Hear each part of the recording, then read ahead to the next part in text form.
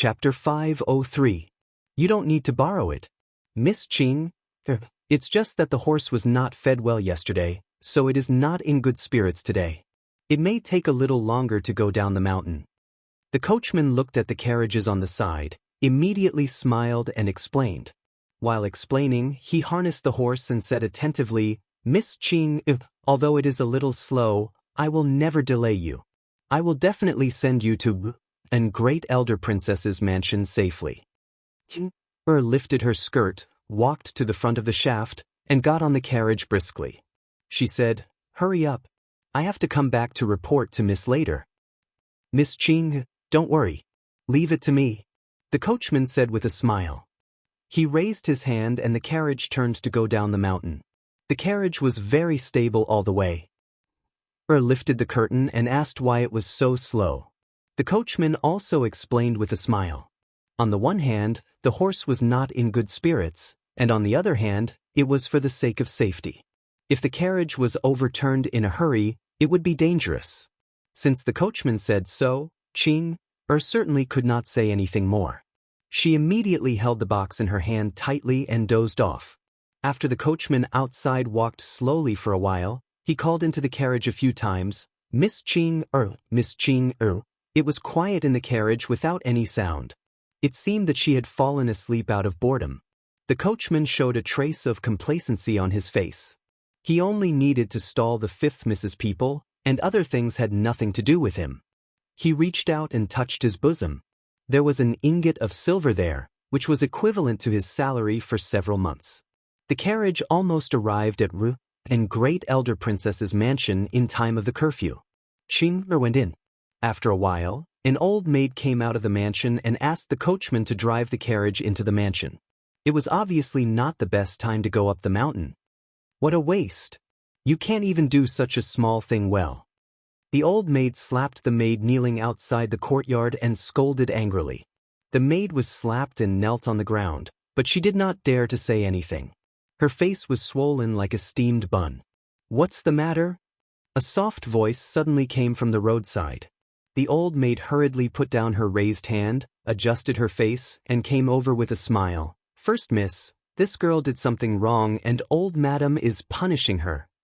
Even if she did something wrong, she shouldn't beat her like this. Let her go back first. I'll plead with my grandmother later. What will others say if they see it? Xiao Yanru said softly. She was dressed in a light purple dress, which was not only elegant but also dignified. With her delicate face, she looked like a beauty even though it was late. Qi Rongji, who was standing not far behind her, looked at her back with a complicated expression and lowered her head silently. She had been in Duke Xing's mansion for more than 2 years, and she had indeed become the miss of Duke Xing's mansion, whom she had envied in the past, and had been educated by old madam of Duke Xing's mansion. She had thought that she could get whatever she wanted from then on, but she did not expect that this first miss would appear. Compared with this first miss of Duke Xing's mansion, she was almost transparent and felt ashamed of her inferiority. The most important thing was that she found that she couldn't make decisions in Duke Xing's mansion and had to listen to the first miss for everything. Gradually, she became the first Mrs. Follower. But was this her original intention? She had to do this. Her marriage was in the hands of old madam of Duke Xing's mansion, and old madam doted on this first miss most. Qi Rongji was not young. If she was in Jiangzhou, her parents would definitely help her choose a husband. But here, because this first miss had not been engaged, other misses of Duke Xing's mansion could not be engaged, including her adopted daughter. Thinking of what her eldest brother had said to her before, Qi Rongji's heart was very heavy. Yes, first miss is so kind. Hurry up and thank first miss. The old maid nodded and bowed, and then scolded the servant girl who was kneeling beside her. Thank you, First Mississippi. Thank you, First Miss. The servant girl looked at Xiao Yanru gratefully and thanked her sincerely, with tears streaming down her face. Xiao Yanru glanced at the servant girl and did not stop at all. She walked inside and asked the old maid beside her, I heard that grandmother was so angry that she didn't even have dinner. What made her so angry? It's really hard for me to say. First miss, please go in and ask. If you ask, old madam will definitely be happy. The old maid said obsequiously. Everyone knew that the first miss was the apple of old Madam's eye and could do whatever she said. The first miss was good-looking, gentle, kind, and noble. She was qualified to be a princess in the future. It would be better if she could go further. The supervisor old maid's smile became more and more obsequious. She took a few steps forward and reached out to lift the curtain for Xiao Yenru. Her flattering voice was almost different from the one who had rebuked the servant girl before. "Old madam, the first miss has come to see you." Then she reported to the room. When Xiao Yenru entered the room, the curtain in the old maid's hand fell in front of Qi Rongji and almost hit her face. Fortunately, she stopped in time. Chun Yi stepped forward angrily and wanted to get angry, but was stopped by Qi Rongji. After living in Duke Xing's mansion for more than 2 years, she had learned some things that she had not learned before and knew clearly that Xiao Yenru was the person she should flatter. Chun Yi glared at the old maid fiercely and reached out to lift the curtain. Qi Rongji stepped in. In the room, old madam had already received the message and knew that Xiao Yenru had come in, but she still looked very angry. "Grandma, don't be angry. Tell me what's wrong. Ruba can help you solve your problems, okay?" Xiao Yenru entered the room and saw old madam's gloomy face. She smiled more and more gently, took a few steps forward, took one of old madam's hands, and shook it a few times in a charming manner. After Qi Rongji entered the room and bowed to old madam obediently, she stood aside like a transparent person. "It's nothing. It's just some ignorant people," old madam said angrily. The person who went to the Yuhui nunnery had already come back to report that the servant girl did not succeed. Not only did Xiao Wu's reputation not be damaged, but the original plan also lost the initiative. As long as she thought of this, old madam was full of anger. "Grandma, if they are ignorant people, just move them away. Grandma, tell Ru and I will do it. I will never let them anger you." Xiao Yenru said softly with an increasingly affectionate smile. "You little girl, things can be moved away, but how can people be moved away?" Amused by her, old madam reached out to touch her forehead and said, "If things can be moved away, of course, people who are in the way can also be moved away. If it doesn't work once, we can move it twice. If it doesn't work twice, we can move it 3 times. I think there is no person or thing that can't be moved away." Xiao Yenru said with a smile, as if she said it carelessly. Old madam suddenly felt that her eldest granddaughter's careless words were really what she wanted. If it didn't work once, she would do it twice. If it didn't work twice, she would do it the 3rd time. She didn't believe that this girl would be so lucky every time. She couldn't let this girl come back to Duke Xing's mansion in one piece. Previously, when she was not in the Fu, the whole Fu was fine. It had only been a few days since she was recognized back, and so many things had happened. Not to mention the rumors outside, the 2nd and 3rd branches in the Fu had been estranged from each other for so many years. Every time the 3rd branch talked about the accident, old madam felt speechless. Sometimes, she had to pretend that she didn't understand and didn't understand. Both the palm and the back of the hand were flesh. Although the 3rd branch didn't like it, it was her bloodline after all. Then tomorrow's matter would continue. With this in mind, she immediately looked better. She took Xiao Yenru's hand and asked her a lot of questions. After that, Xiao Yenru made her happy. Seeing that it was getting late, she sent her and Qi Rongji back. After saying goodbye to old madam, Xiao Yenru walked out with Qi Rongji. When they walked outside, Xiao Yenru said gently, "Sister Rongji, you can go back. It's still early." "Sister, don't you want to walk with me?" Qi Rongji finally had a chance to speak. Because she hadn't spoken for a long time, she said in a hoarse voice. "No, I'll let you accompany me next time," Xiao Yenru said lightly. Just now, Xiao Yenru invited Qi Rongji to walk with her. Now they walked to the door of old madam's room, and she only said a word to her after such a long time. This kind of thing had happened in the past 2 years. Neither Xiao Yenru nor Qi Rongji took it seriously. For her, Qi Rongji was just a prop when she needed it. And it was a prop that couldn't make any sound. After sending Qi Rongji away, Xiao Yenru reached out to pick a blooming flower on the roadside. The flower was fragrant and enchanting. It turned out to be a Tang Qinyan that had bloomed early. She put it under her nose and sniffed it. A trace of coldness appeared on her face, which had always been gentle. Xiao Wanru got the album of paintings that Qing took down the mountain in the middle of the night. The finished album was exactly the same as before, as if none of the pages had been changed. Even the fine seams inside were very delicate. After looking through it, Xiao Wanru breathed a sigh of relief. No matter who came to see it, it was a complete album. No matter who old madam intended to show it to, she could rest assured. She thought that by stopping Qing, she could ask the painter to change the page in time. No matter whose idea it was a wasted effort this time. How is it? A lazy voice came from a couch on one side. There was a couch for beauties in the corner of the silence room, but it was placed in the wing room on the other side during the day. At this moment, the person leaning on the beauty couch was Prince Chen, who was said to be dying of illness. "Thank you, Your Highness." Xiao Wanru was speechless for a moment, but she still bowed sideways. She really didn't expect to trouble this prince. It was just to send a box. Was it necessary to use this prince? Accompany this king for a walk. Chu Luchen stood up, stretched his arms, picked up a cloak placed on the screen casually, and walked over to put it on Xiao Wanru. The cloak was a little big, covering her so that she could hardly be seen. Even her snow-white and delicate face was covered in it. "Your Highness, where are you going?" Xiao Wanru pulled the collar around her neck warily and asked. "I heard that the Yuhui nunnery has been unstable recently, but the scenery at night is getting better and better. It's rare for me to go up the mountain at night, so I have to go and have a look." Chu Luchen said slowly, raised his beautiful eyes, and reached out to tie the belt on Xiao Wanru's collar.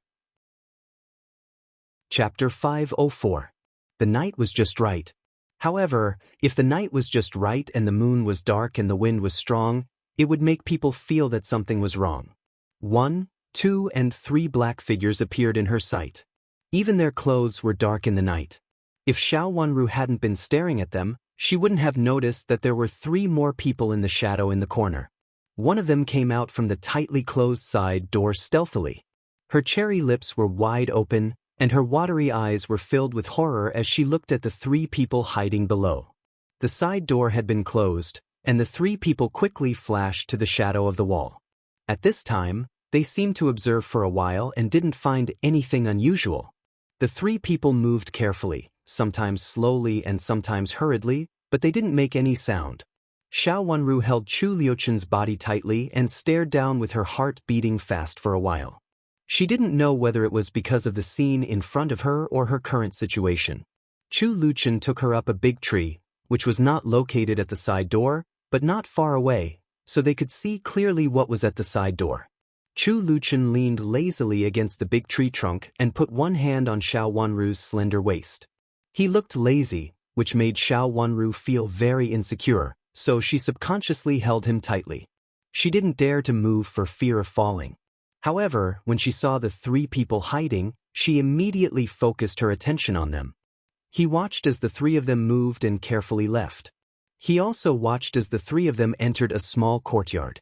There seemed to be someone at the gate of the courtyard. As soon as the 3 people came over, the gate opened. After the 3 people entered the courtyard, the gate closed silently and entered the room in the middle. The room was lit with dim yellow light. It was very dark, and she could only vaguely see the flashing figures. She didn't know what they were doing. After a while, the light went out. After waiting for a while, the people in the room didn't come out, as if they had been settled in the room. "Your Highness, who are these people?" Xiao Wanru said with a strange look. She recognized the owner of this courtyard, who was obviously Mo Choi, who had begged and great elder princess to take her fellow villagers down the mountain. Originally, Xiao Wanru didn't pay much attention to that girl. The only thing that surprised her was that she could stay in the Yuhui nunnery for 5 years and grow from a child to a young girl. Moreover, she was a young girl who was a little aloof. Xiao Wanru had lived in the Yuhui nunnery for a long time, and they lived close to each other. Even though Xiao Wanru lived in seclusion, they still met several times. Every time they met, Mo Choi would bow politely from a distance and then turn to leave. Although she looked gentle and polite, she was obviously not a person who was easy to get along with. Even if they didn't bump into each other by chance, she would still lower her head and give way. She was originally a strange person, but not as strange as she was now. In addition, her previous strange behavior further confirmed Xiao Wanru's thoughts. Just some wishful thinking. Chu Luchen leaned back and said casually, "Does what happened that day have something to do with her?" Xiao Wanru thought for a while and asked. Some recent things were slowly strung together, and there was a looming trace. Some people think that the things behind the high wall are very secret and others won't know. Now it seems that they can't hide it, so they want to come out. Chu Luchen smiled very gently. The moonlight fell on his handsome eyebrows, showing an indescribable laziness and gentleness. He leaned against the trunk and stepped on the swaying branches, but still gave people a feeling of calmness and elegance. Xiao Wanru slipped and almost screamed in fear. She hurriedly reached out to hold Chu Liuchen's strong waist more tightly.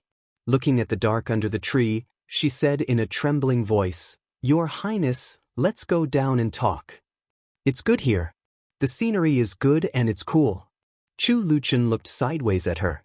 Seeing her cherry lips, which were a little pale because of fear, he suddenly smiled, which made people even angrier. "Your Highness, it's actually cool down there. It's autumn and it's cool at night." Xiao Wanru calmed down and tried to make herself look normal. "I'm hot." Chu Liuchen's handsome eyes seemed to be about to close, showing a kind of leisure. Was it okay to take a nap in such a place?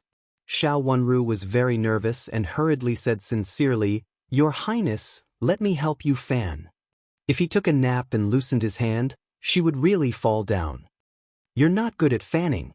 Chu Luchen refused decisively. "I'm good at fanning, very good." In order to make herself look more sincere, Xiao Wanru tried to raise her head to look at Chu Liuchen's face. The moonlight fell on her watery eyes, almost covering them with a layer of mist, which made her delicate face more like a flower and her watery eyes more charming. Even though she was so scared that her face was pale, she inexplicably made people feel that she was delicate and pitiful. Chu Luchen opened his eyes and looked at her. Suddenly, he reached out to hold her in his arms and said, "Don't worry, I won't let you fall down." Xiao Wanru felt a little stronger around her waist, which gave her a sense of security. In her opinion, Chu Luchen was weak and thin. However, when she was held tightly by him, she didn't find him as thin as she had imagined. She even felt that his whole body was tied up and very strong. Didn't they say that he was a dying patient? Feeling that she was in a safe situation, Xiao Wanru got the temper to talk about business again. She glanced at the courtyard not far below and asked, "Have you planned this for a long time?" Mo Chui had been here for 5 years, so this plan should have been made 5 years ago or earlier, right? "Very long," Chu Luchen said casually. He slightly narrowed his handsome eyes, which looked a little gloomy under the moonlight. "Is this the most suitable time?" Xiao Wanru paused and suddenly realized. They had waited for 5 years or more, and there had never been any unusual movement before. But recently, there was. It could be seen that it was the most suitable opportunity. "No, I forced him to come out," Chu Luchen said in a low voice. Xiao Wanru stopped talking and thought of what happened that night. That night, Chu Luchen happened to be there. After that, what happened in the Yuhui nunnery was undoubtedly related to him. But if it didn't involve Great Elder Princess, Xiao Wanru wouldn't ask more. But at this time, she had to be careful. Is it related to the royal family? It's very related. But it will be fine in the future, and there won't be any big trouble in the Yuhui nunnery. Chu Luchen snorted coldly and looked at the room. He could clearly know that there was no one in the room. They should have gone down the mountain along the tunnel. He silently raised the corners of his thin lips and narrowed his eyes coldly. It depended on whether he had the ability to take advantage of others. Did he really think that his defense was flawless? Xiao Wanru didn't know when she returned to the room, but she fell asleep in Chu Liuchen's arms. In her dream, she felt that she had returned to Jiangzhou and was on the swing frame in her back garden. The swing frame was swaying, which made her both happy and nervous. But there seemed to be some sound which seemed to be far away, but also seemed to be near, so she couldn't sleep well. It was just that. When she woke up, it was already dawn. As soon as she opened her eyes, she saw Chu Lu and Yu Jie coming in, and they had prepared the things for her to wash up. She rubbed her eyes and sat up. She looked around subconsciously and breathed a sigh of relief when she saw that she was still in the silence room. Chu Lu helped her up, and Yu Jie tidied up the couch. There was only one couch in the silence room, and now it was her place to sleep and meditate. She had told and Great Elder Princess before that the courtyard should be empty. If and Great Elder Princess went to the Yuhui nunnery, she could settle down there. She occupied Xiao Yenru's silence room, which was both a place to meditate and a place to rest and sleep. It looked more pious. Since she had let out such a rumor before, she would naturally do the same at this time. Fortunately, the courtyard was large enough. Except for the main room in the middle, all the other rooms were empty. It was good to walk in the courtyard to get some fresh air, so she wouldn't be stuffy. After washing up, Chu Lu tied up her hair, inserted a simple hairpin, and let her hair fall down casually. Xiao Wanru was dressed in black, which looked casual and simple, but was extremely beautiful. Even in the simplest clothes, Xiao Wanru showed two different feelings of elegance and charm. Her thick cherry lips, jade-like skin, delicate facial features, and beautiful black hair made her look like a blooming flower. "Miss, the supervisor old maid from yesterday is here again." Chu Lu finished combing her hair and put down the comb before reporting. "What's the matter?" Xiao Wanru raised her eyebrows. Looking at herself in the mirror, she also raised her eyebrows and suddenly felt very interesting. She said that she has something important to talk to you. Huiming Nun is also waiting outside. Chu Lu said. In fact, these two people had come early in the morning, but Chu Lu and Yu Jie didn't intend to wake Xiao Wanru up. Seeing her get up, they didn't tell her until she washed up in a hurry. The two of them had learned Xiao Wanru's intention yesterday. How could they not understand that these two people came early in the morning with bad intentions? "Miss, have breakfast first. Anyway, it can't be rushed." Yu Jie took the food basket from the side and opened it. She took out a bowl of porridge, 2 plates of pickled vegetables, a plate of dried tofu, and 2 steamed buns and put them on the table. Xiao Wanru sat in front of the table, picked up the porridge and began to eat. For a moment, the room was very quiet.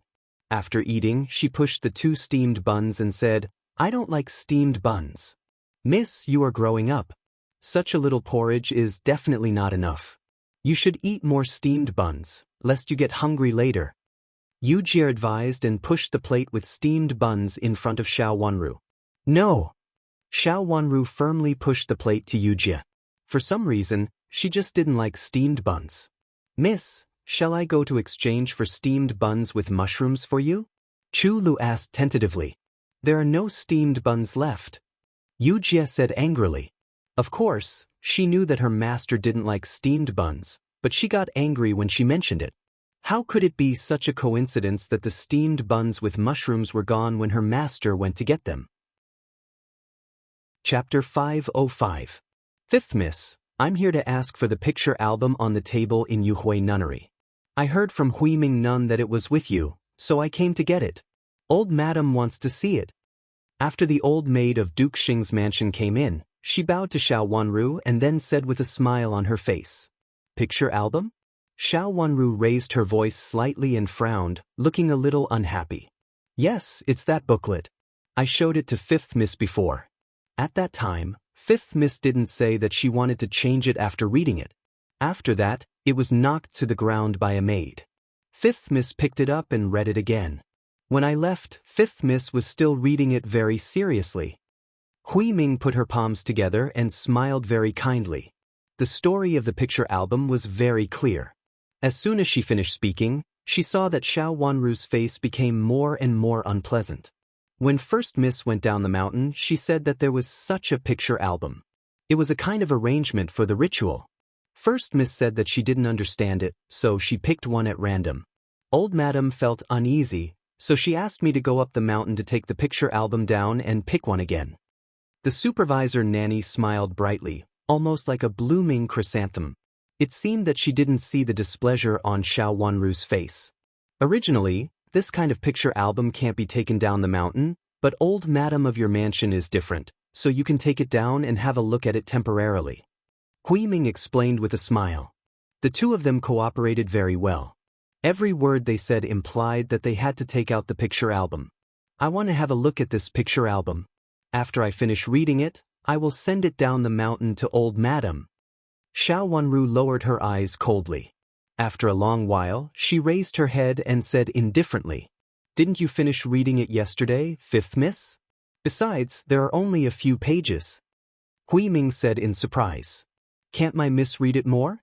Can it be that my miss is only allowed to have a look at the things taken out by your Yuhui nunnery?" Yu Jie was angry and said coldly, "How could it be? But old madam at the foot of the mountain is urging me. She is waiting for me in the mansion now. How about this?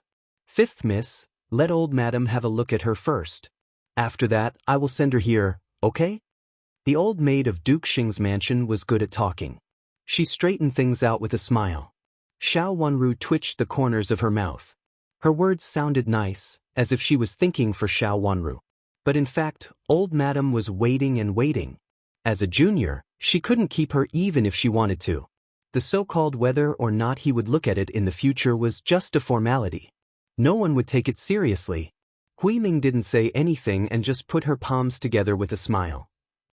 In her opinion, no matter what Xiao Wanru said, she had to take out the picture album. She suppressed Xiao Wanru in the name of old madam.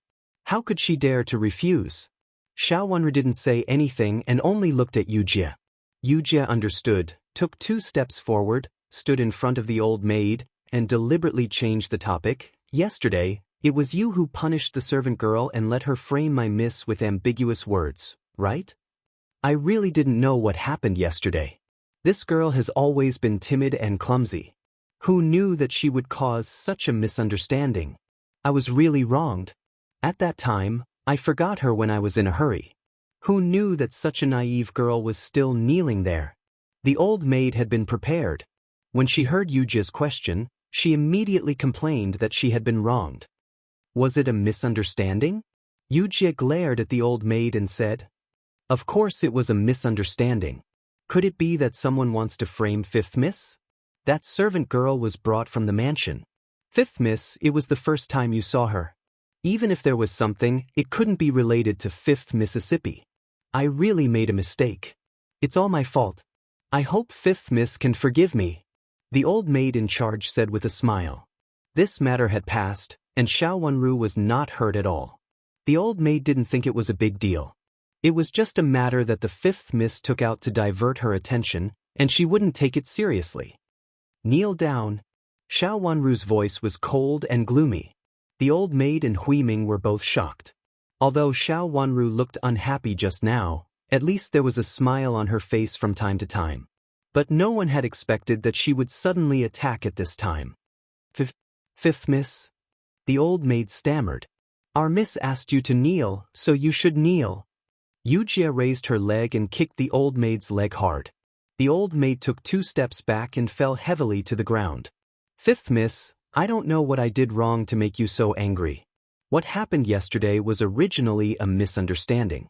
After the servant girl came back, I also went to report it to old madam. Old madam also reprimanded me and only said that I should not do it again next time. She would let it go this time. Fifth miss, do you think you still want to pursue this matter?" The old maid's leg was in pain from the kick. Looking at Hui Ming's surprised look beside her, the old maid's face burned and she only felt ashamed. Just now, when she and Hui Ming were waiting outside the room, they had whispered to each other. The old maid also said that the fifth miss inside was not a threat and did not dare to punish her for what happened yesterday. This time, not only did she fall, but it was also equivalent to a heavy slap in the face. The old maid was indignant for a moment. She used old madam to suppress her. She was sure that she did not dare to do anything to her. Xiao Wanru sneered and said, "If I was really framed by a servant girl yesterday, my reputation would be damaged. You just said that I should not do it again. I didn't know that the rules of Duke Xing's mansion would be so lax. They can even escape punishment by saying that they should not do it again. Yu Jie, I'm here.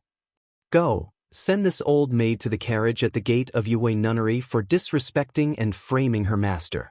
I can't afford such a servant who disrespects her master and framing her master." Xiao Wanru said with a gloomy face, and there was a chilling coldness in her bright watery eyes. Yes, I'll pull her out now. Yujie nodded and was about to pull the old maid. The old maid panicked. She reached out to hold the pillar beside her and said loudly, "Fifth miss, what happened yesterday really has nothing to do with me. I just accidentally left this servant girl here. I really didn't want to hurt you." The old maid was really panicked at this time. It was said that many people had seen what happened yesterday. When she entered Yuhui nunnery today, many people were saying that if the pilgrims in the nunnery today knew that she was the mastermind of what happened yesterday, she would not be able to escape the crime of a servant bullying her master.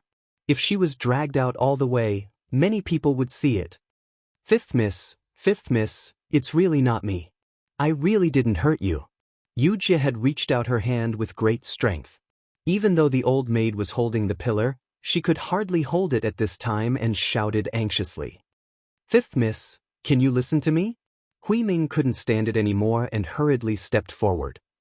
"What's the matter?" Xiao Wanru raised her eyes and waved her hand. Yujie stepped aside. "Fifth miss, this kind of thing shouldn't be dealt with in the nunnery. No matter whether this old maid really committed a crime or not, she has to be taken to the mansion for a trial. Otherwise, if something really happens, it will be Fifth miss who will be embarrassed.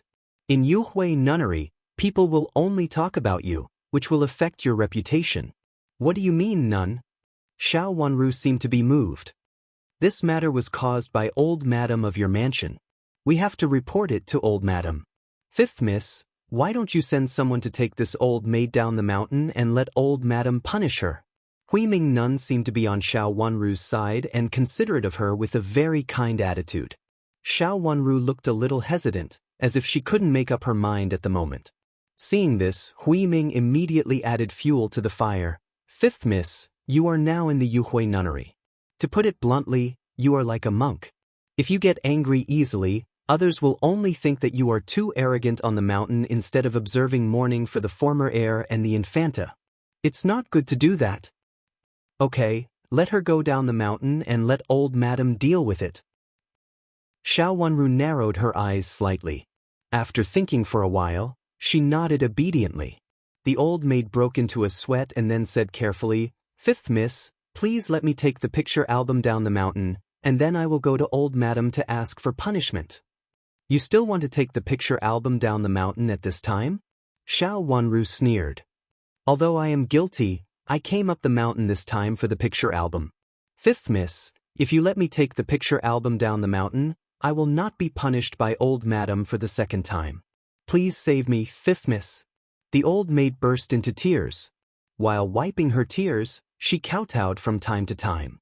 Looking at the red marks on her forehead, one could tell that she kowtowed heavily.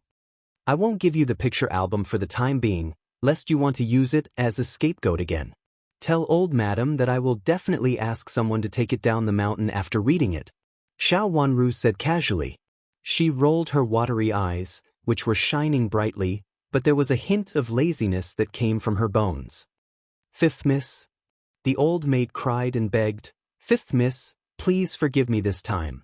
Let me take the picture album down the mountain. I won't make any mistakes in the future. Fifth miss, please rest assured." "Yujie, take her down." Xiao Wanru rubbed her forehead and said lightly. Yujie came over and pulled the old maid hard. The old maid was caught off guard and had let go of her hand. At this time, she was pulled out by Yujie, leaving only a voice behind, "Fifth miss, fifth miss." It suddenly became quiet in the room, and only the cry of the old maid outside could be heard.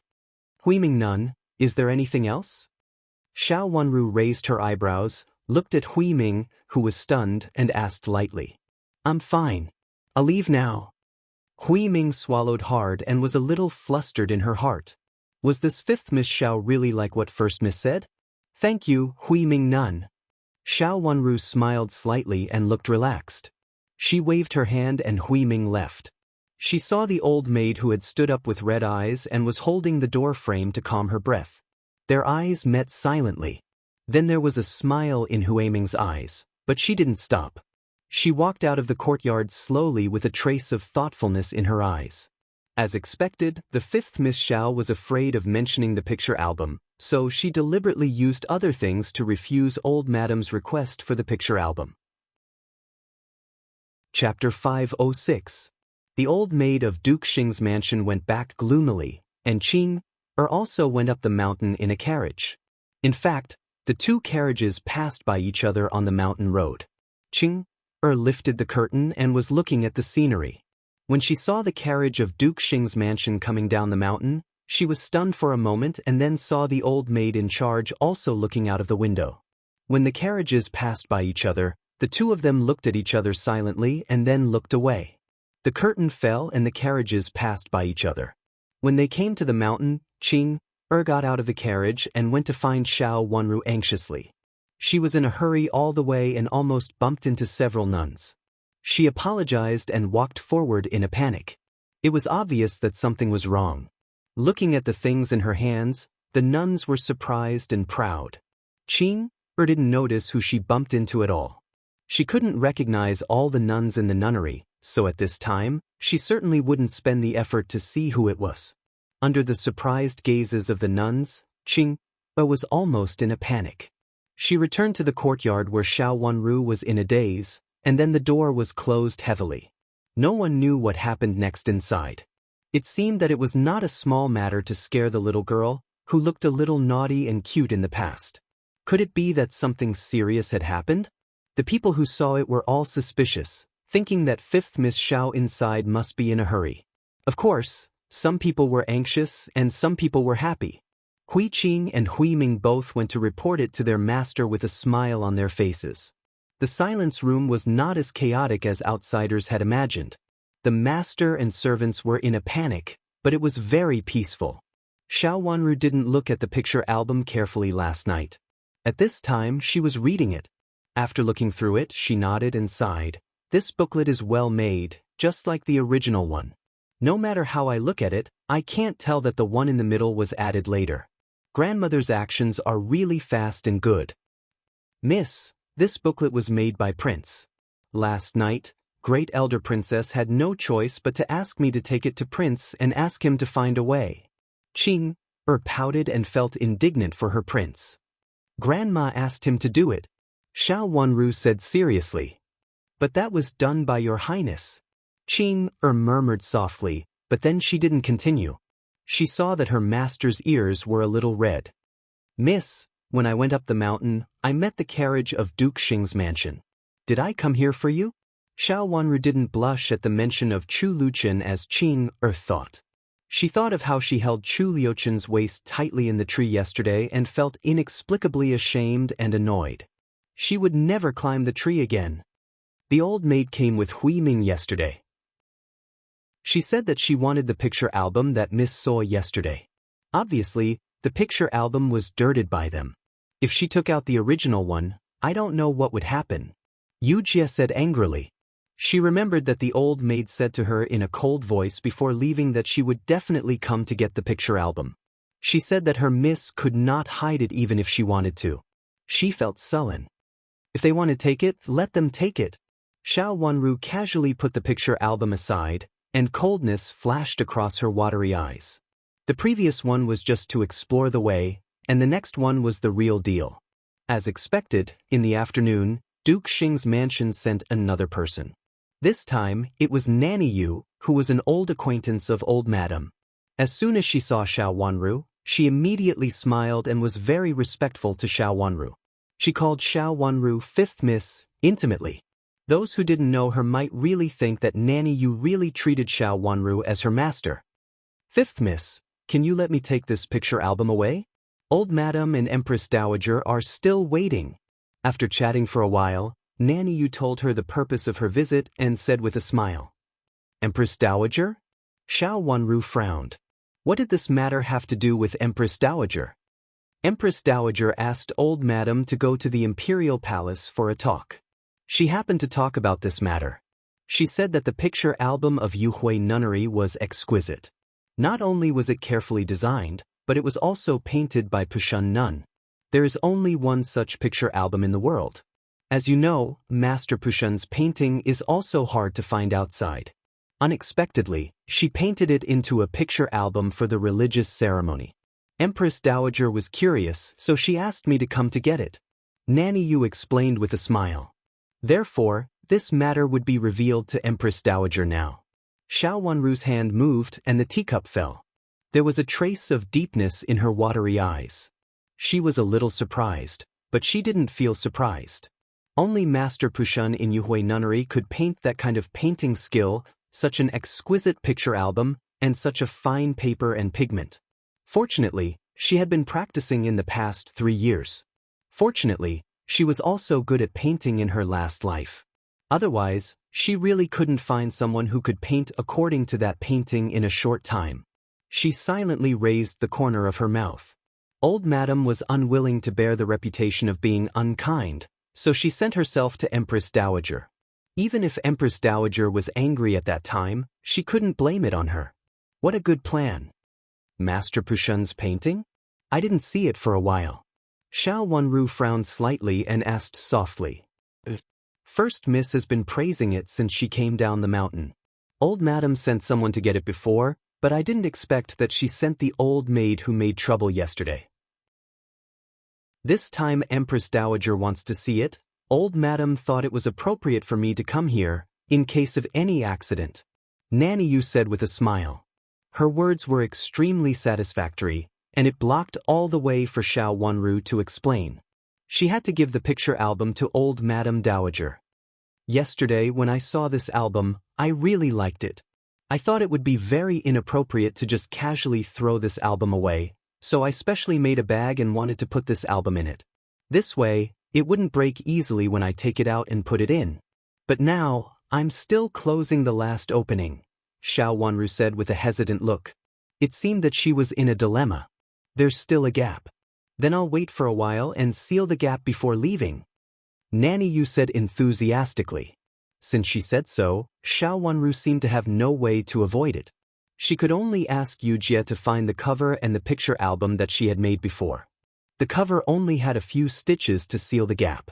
The material was good, and it was made into a long strip that could fit the picture album. After Xiao Wanru asked Yujie to put the picture album in, she picked up the needle and thread in person and asked about Old Madam while sewing. Nanny Yu answered very carefully.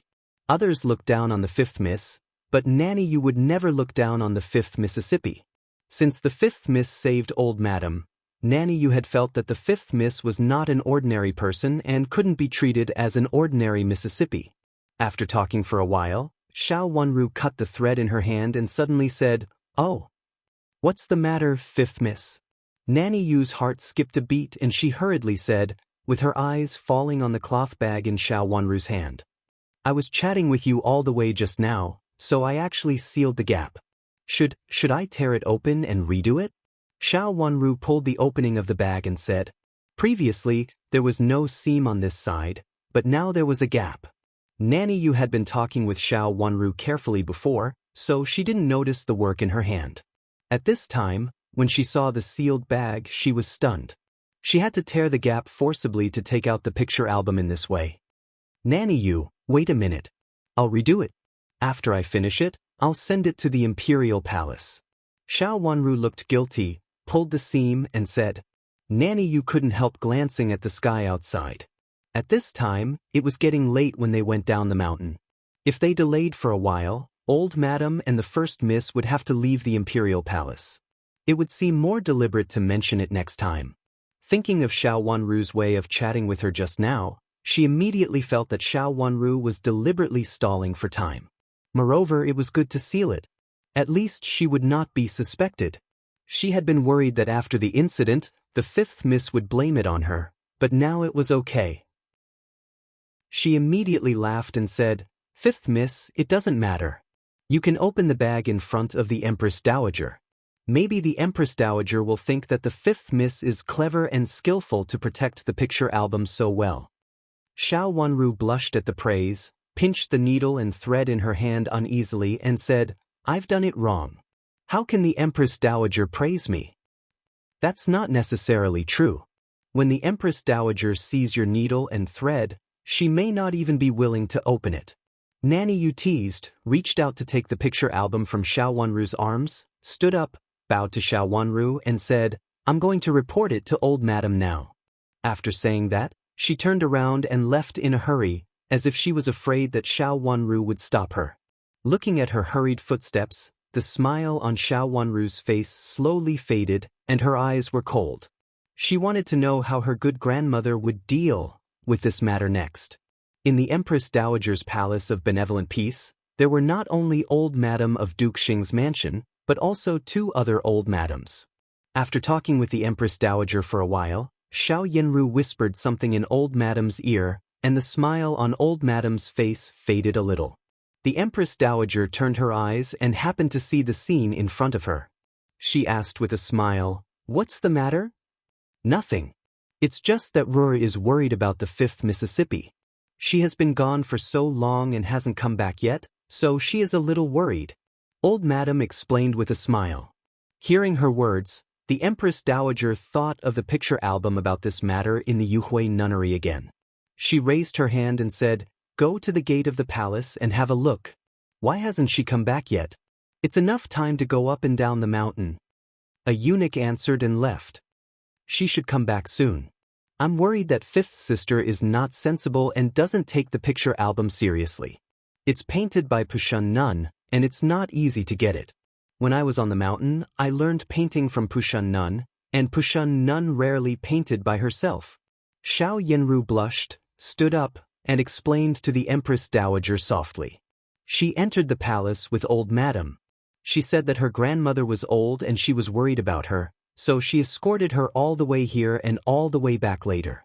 Such a filial and gentle look made the other two old madams envious. Just now, they kept holding Xiao Yanru's hand and praising her. Chapter 507. The eunuch went out of the main hall. Before he went far, he met Nanny Yu, who was led by a palace maid. It was also this palace maid who led Nanny Yu out of the palace and then waited at the gate of the palace, so she came back quickly. Seeing that Nanny Yu had arrived, the eunuch hurriedly went in to report. After a while, he brought Nanny Yu into the Palace of Benevolent Peace. After saluting, he respectfully presented the picture album in the bag. Along the way, Nanny Yu did not dare to open the bag, for fear that she would not be able to explain what happened to the picture album. Originally, she was worried that she would be involved in this matter, so she wanted to ask a servant girl from Xiao Wanru to come with her. Now she directly put the picture album in the bag, which saved her trouble. "Sealed? Who sealed it?" When the bag was presented to the Empress Dowager, several old madams stretched their heads to have a look. When they saw clearly that it was in a sealed bag, an old madam of the Marquis's mansion couldn't help asking, "Didn't she say that she had seen it before? Why did she seal it now?" Another old madam of Duke Xing's mansion couldn't help asking. Old madam of Duke Xing's mansion was also very strange. She glanced at Nanny Yu, and Nanny Yu hurriedly reported, "When I went to see the 5th Miss was about to make a cover for the picture album. She said that it was not easy to get dirty in this way, so she tried to put the picture album in it. Unexpectedly, she forgot to do it while talking to me and sealed it. What a careless girl." The Empress Dowager smiled generously and handed the bag in her hand to a palace maid beside her. The palace maid went into the inner room, opened the bag with scissors, and then sent the bag out again. In front of everyone, she took out the picture album inside. Looking at the exquisite cover, several old madams nodded repeatedly. They didn't see the inside, but just looked at the cover and felt that it was a good one. Another palace maid took the picture album and presented it to the Empress Dowager. The Empress Dowager took it and opened the cover. Immediately, a lifelike portrait was so exquisite in front of everyone. Not only was the painting good, but also the painting was so detailed that there were various kinds of Buddha incense. Immediately, it was liked by old madams who liked to worship Buddha all year round. They praised it repeatedly. They also felt that Pushun Nun's skills were exquisite and unique. It was the first time that they had seen such a good portrait. Old Madam and Xiao Yanru also came over to have a look. Old Madam praised Pushun Nun repeatedly. She echoed Empress Dowager's words and pointed out Pushun Nun's painting skills. Xiao Yanru didn't interrupt. On the one hand, it was because she didn't have the status to interrupt here. On the other hand, it showed that she was dignified and steady. With a gentle smile on her face, It was easy for a girl who sat quietly aside to win the favor of the elders. She was not anxious at all. The Empress Dowager would hate her as much as she liked her now. It was such a big stain, and it was red and messy. Anyone who had just appreciated the beautiful painting in front of them would be displeased when this one suddenly popped out. Even a normal person would vent their anger on the person who made the stain, not to mention the Empress Dowager who was high up in front of them. It could be seen that the Empress Dowager was very fond of it and couldn't bear to part with it. The second one looked over and there were more compliments. The Empress Dowager kept smiling happily and liked it as much as she could. The smile on Xiao Yanru's face involuntarily showed a little sarcasm. She really thought that she could make a great leap after acknowledging her ancestors. Even if she was protected by Ru and Great Elder Princess, so what? In the end, she was still trampled down. Her fifth sister, who had been trampled down from the high clouds to the mud, should be able to taste the bitter fruit of failure, one after another. Xiao Yanru, whose smile was stiff, changed her face. She remembered that at this time, the Empress Dowager had already turned over the dirty painting album, but why did she still not respond? She stole a glance at her grandmother and found that her grandmother's face was also stiff. It was inconvenient for her to say anything, nor to get too close. However, her grandmother had been very close to her just now and saw it very clearly. Xiao Yanru suddenly had a bad feeling. She panicked and fiercely crumpled the handkerchief in her hand. Could it be that there was an accident with the painting album? Although old madam hid what she had done from Xiao Yanru knew it clearly, including the dirty painting. In fact, Xiao Yanru was the one who secretly promoted all these, and old madam was just a person who did it on the surface. Including the matter of entering the Imperial Palace today, it was Xiao Yanru who calmly reminded old madam, so that old madam had such an idea. "Grandma, what's wrong with you?" Xiao Yanru asked softly, as if she didn't see old madam's stiff face with a smile. I'm fine. Old madam shook her head, but her heart trembled. Her face was not only stiff but also pale. She had spent so much effort on it. Was it going to be in vain again? A tender little hand held her hand and said, "Grandma, are you tired?" Xiao Yanru's soft and comforting voice sounded in her ear, which made old madam of Duke Xing's mansion feel that she was slowly recovering. There was a burst of coldness at the bottom of her eyes, but she continued to read it. She turned the painting album from the beginning to the back, and from the back to the front. After looking through it twice, Empress Dowager nodded repeatedly and passed the painting album in her hand to an old madam beside her. The old madam took it and looked through it from the beginning to the end. After that, she passed it to another old madam. When it was finally passed to Xiao Yanru, the other old madams present had all looked through it. All of them praised the techniques in the painting and the Buddha statue exposed in the corner. They all said that they would go to the Yuhui nunnery after a period of time to do a religious ceremony for their deceased relatives. At that time, they would choose one of the ways to place the painting album. She had been to the Yuhui nunnery many times over the years, but she didn't know that there were so many ways to place the painting album in the Yuhui nunnery. Xiao Yanru took it in her hand and looked at it carefully one by one. Since the paint had been stained, it could not disappear unless the whole piece of paper was destroyed. One of the paintings in the painting album was damaged. In such a short time, Xiao Yanru should not be able to find someone to paint it again in a short time. Moreover, this kind of painting method could not be painted by an ordinary painter. Could it be that and Great Elder Princess had such a good technique that she not only made the painting exactly the same, but also changed everything flawlessly? She didn't believe it. The painting album in her hands stopped on that painting. She carefully rubbed the paper in her hand with her fingers and looked at this painting again. Suddenly, her eyes lit up. She had learned painting from Pushun Nun for a period of time and had seen countless paintings of Pushun Nun. The one in front of her seemed to be different. At first glance, it seemed that some details were handled differently, but when she looked at it carefully, it seemed that there was no difference. Was it the same or different? Xiao Yanru felt that there was something wrong. She rubbed her fingers on this paper and then turned to the previous one and rubbed it again. This paper was different. Afraid that she had seen it wrong, she rubbed it again. Sure enough, only this one was different. Needless to say, it must have been changed. This paper seems to be different? It's different from other papers. Xiao Yanru almost said to herself. Her voice was not high, but it could be heard by the people around her. Since old madam read the painting album, although she still had a smile on her face and said something to the Empress Dowager from time to time, her attention was actually not on the Empress Dowager. Hearing Xiao Yanru's words, her eyes lit up. She turned her head and asked anxiously, "What's the matter? Is there anything wrong?" Her eldest granddaughter was Pushun Nun's disciple. If anyone could recognize the difference in this painting album, it could only be her eldest granddaughter.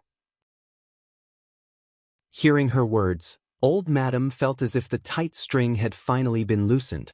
She had a feeling that she had finally found the mistake this time. Old madam's voice became louder uncontrollably.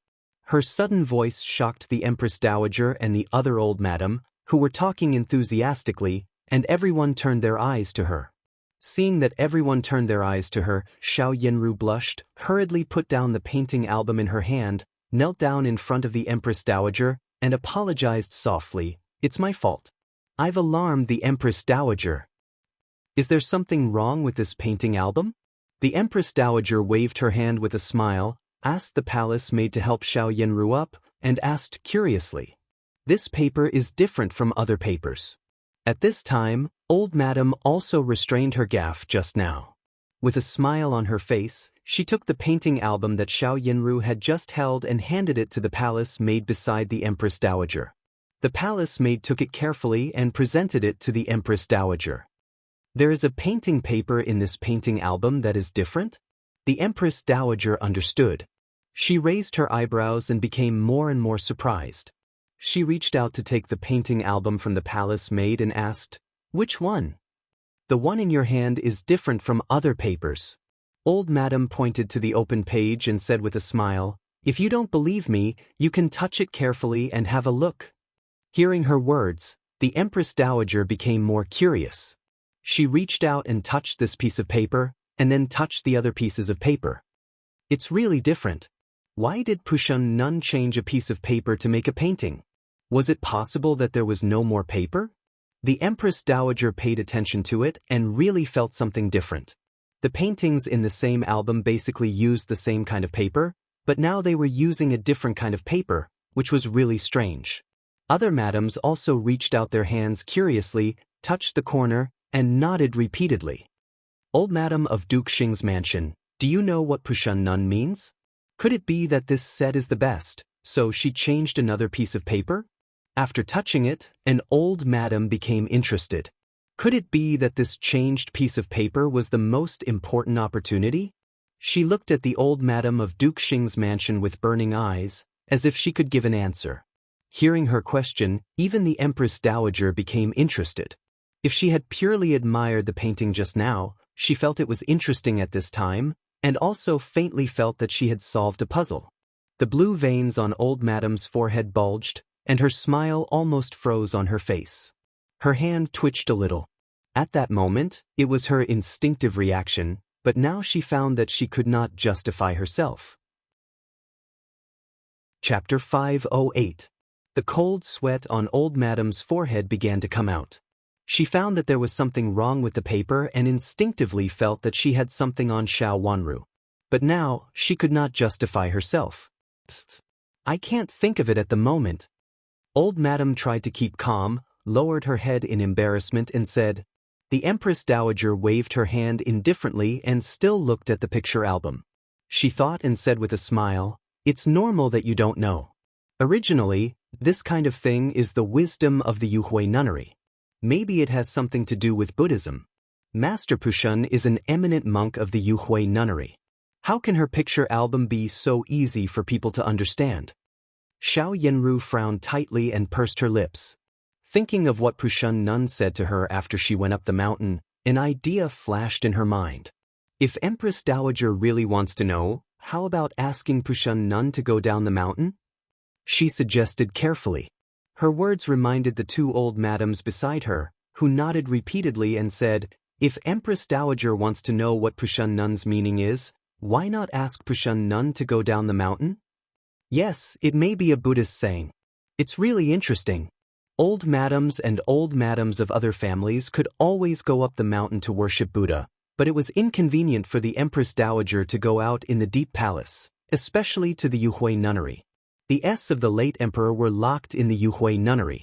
If the Empress Dowager went to the Yuhui nunnery, it might cause some other discussions. The Yuhui nunnery was different from the Huaguang temple. Even if the Empress Dowager wanted to go to the Yuhui nunnery, she could only go to the Huaguang temple. Ask Pushun Nun to come here? The Empress Dowager hesitated for a moment and thought it was feasible. When I was learning painting in the Yuhui nunnery, I occasionally mentioned the Empress Dowager, and Pushun Nun was very respectful. She said that the Empress Dowager was very talented, virtuous, and precocious, and had been praised by the world in painting. If I have a chance to meet the Empress Dowager, I will be shameless to ask for advice. Xiao Yinru stood up and said respectfully, "Oh, Pushun Nun actually said so?" The Empress Dowager said with a smile, which was rare. "That's what Pushun Nun said. I'm just passing on her words." Xiao Yinru became more respectful. She bowed sideways and answered softly, looking dignified and decent. Old people liked this kind of well-behaved and decent girls the most. She looked very sincere with a little shyness, which was very convincing. Good. I must see Pushun Nun." The Empress Dowager was happy. This reminded her of what had happened in the past. When she was young, the Empress Dowager was indeed famous for her talents. If it wasn't for her talents, she wouldn't have married the sacred emperor who had yet to become the emperor. Hearing Xiao Yinru's words, she had more memories of her youth. Although the Empress Dowager knew that her painting was actually not that good, it was already very famous for her to have such a talent in the chaotic times at that time. "Empress Dowager, how do you want to invite Pushun Nun to the palace?" Old Madame of Duke Xing's mansion calmed down at this time, rolled her eyes, and asked with a smile. This matter was good for her eldest granddaughter. If Pushun Nun won the Empress Dowager's favor, it would be a great thing for Ru. It could almost be regarded as having a spy around the Empress Dowager, who could listen to the Empress Dowager. This matter was a good thing for Ru and the whole Duke Xing's mansion. Of course, she fully supported it and tried to put it into practice. The Empress Dowager said happily just now, but she just said it casually. At this time, she was a little stunned by the question. "I heard that there is also a hall for worshipping Buddha in the palace. I wonder who the preachers are?" Xiao Yinru reminded softly. "Yes, the hall in the palace is good. We can invite Pushun Nun to come over and preach scriptures for a period of time." The Empress Dowager nodded repeatedly. There was a hall in the palace for some who worshipped Buddha in the palace. The emperor was only one person, and most of the in the palace had nothing to do. Worshipping Buddha was also a hobby of some who were a little older but had always been neglected by the emperor. With this hobby, they could at least clear their minds and no longer fight for the emperor's favor wholeheartedly and make trouble. Seeing that the Empress Dowager was in a good mood, everyone accompanied her to talk about the past and even some things of the previous dynasty. Old madams present were not young. They had experienced the things of the previous dynasty and the current dynasty. Some were sad, and some were happy. When they talked about it, they felt the same. Xiao Yinru still sat behind the original seat. She had been sitting with her eyes down and a soft smile on her face. She listened quietly but did not say a word. This appearance made the elderly more fond of her, and they praised her from time to time. In the end, she blushed and could not even raise her head. After a while, seeing that the Empress Dowager was a little tired, all the old madams left together. The Empress Dowager smiled and asked them to come next time. After everyone left, the Empress Dowager reached out to touch her head and leaned against the chair. Nanny Wei stood up from behind her and reached out to massage her acupoints skillfully. The other palace servants in the hall all left, and it was very quiet for a moment. The Empress Dowager closed her eyes, seeming to be asleep, and her expression became peaceful. It was obvious that Nanny Wei massaged her acupoints very comfortably. "What do you think of the first miss of Duke Xing's mansion?" After a long while, the Empress Dowager's faint voice was heard. While massaging the Empress Dowager's acupoints, Nanny Wei said, "The first Miss Xiao is gentle, good-tempered and well-behaved. I haven't seen such a sensible and well-behaved miss in so many years. The family education of Duke Xing's mansion must have a long history. The first Miss Xiao has such a good temper, and the fifth miss is even more lovely and sensible. As for the engagement between Xiao Wanru and Chu Luqian, others didn't know it, but how could Nanny Wei, who was the Empress Dowager's henchman, not know it? Chu Luqian was the Empress Dowager's darling. The Empress Dowager liked the fifth Miss Xiao. What was more, when Ren, great elder princess, came to the palace to talk with the Empress Dowager every other day, she would always say that the fifth miss was pitiful, filial, and the most sensible. In fact, Nanny Wei had long forgotten the appearance of the fifth Miss Xiao. She only vaguely remembered that she was well-behaved, sensible, delicate, and beautiful. If Chen had taken a fancy to the first Miss Xiao, I would have been relieved. The Empress Dowager sighed heavily and was unwilling to give up. Empress Dowager, the fifth miss should also be good. Nanny Wei said softly. She knew what the Empress Dowager was worried about. Xiao Wu is too young. Although she has a maternal grandmother like and she is still a maternal grandmother and can't compare with her maternal grandmother. But it seems that Duke Xing's mansion really doesn't care about Xiao Wu. Since they mentioned the Yuhui nunnery and Pushan nun, they didn't mention Xiao Wu. In the future, Duke Xing's mansion will definitely not be used by her, let alone protection. The Empress Dowager's voice was very slow. She didn't have the smile when she talked to the old madams before, and there was some displeasure in her voice. Well, you are here, aren't you? With you, who will bully Prince Chen and the fifth Miss Xiao? Nanny Wei's heart skipped a beat, and she hurriedly said with a smile. I am old and will die one day. When I die, what will happen to my Chen? The Empress Dowager's eyes turned slightly red.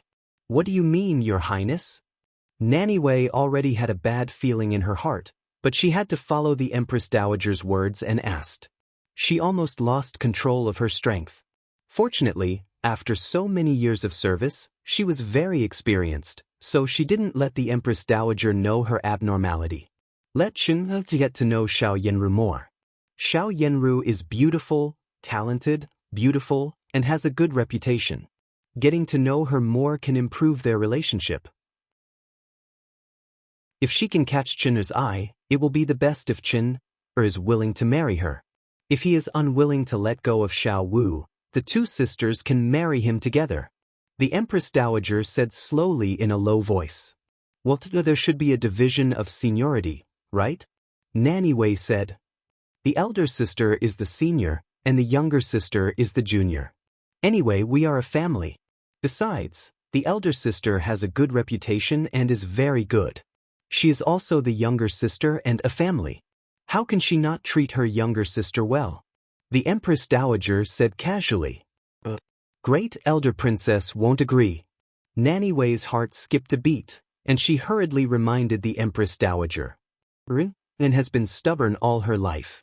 Look at what she wants in the end. I won't treat her unfairly when it comes to her granddaughter. Besides, it will also be good for Xiao Wu. If I die, as long as the emperor is still alive, he can always protect Chen. If he has a son or a daughter in the future, it can be regarded as keeping a root for Chen. The Empress Dowager sighed, and there was a little displeasure in her words. Empress Dowager, you are right. Seeing that the Empress Dowager had made a decision, Nanny Wei did not dare to raise any objection. After the Buddha Hall is settled, let Pushan nun preach scriptures and live in the Buddha Hall at ordinary times. If she enters the palace, the first miss of Duke Xing's mansion will definitely come to the palace more often. Chen-er also likes painting and his painting is also very good, but he seldom shows it in front of others. Let him go to learn from Pushan nun sometimes. The Empress Dowager said. Others did not know that Chu Luqian was very good at painting, but the Empress Dowager knew it. This child had a quiet temperament. When he was young, he painted in the quiet room for several hours. Sometimes, he came out with a pale face and could hardly stand steadily. Fortunately, he had this hobby, which made this child have something to be happy about. Therefore, the Empress Dowager did not stop Chu Luqian even though she knew that painting was harmful to his health. I am stupid.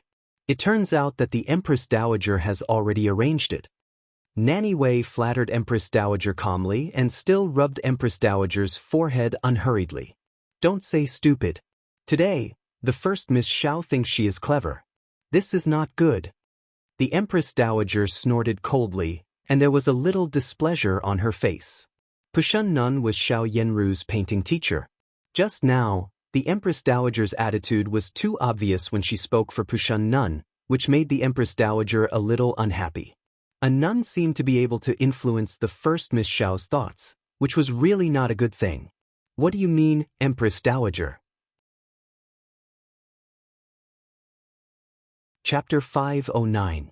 As soon as Xiao Yenru helped old madam out of the carriage, she received the reward from the Imperial Palace. Old madam was overjoyed. After asking Xiao Yenru to thank her, she took Xiao Yenru back to her Chuntang courtyard.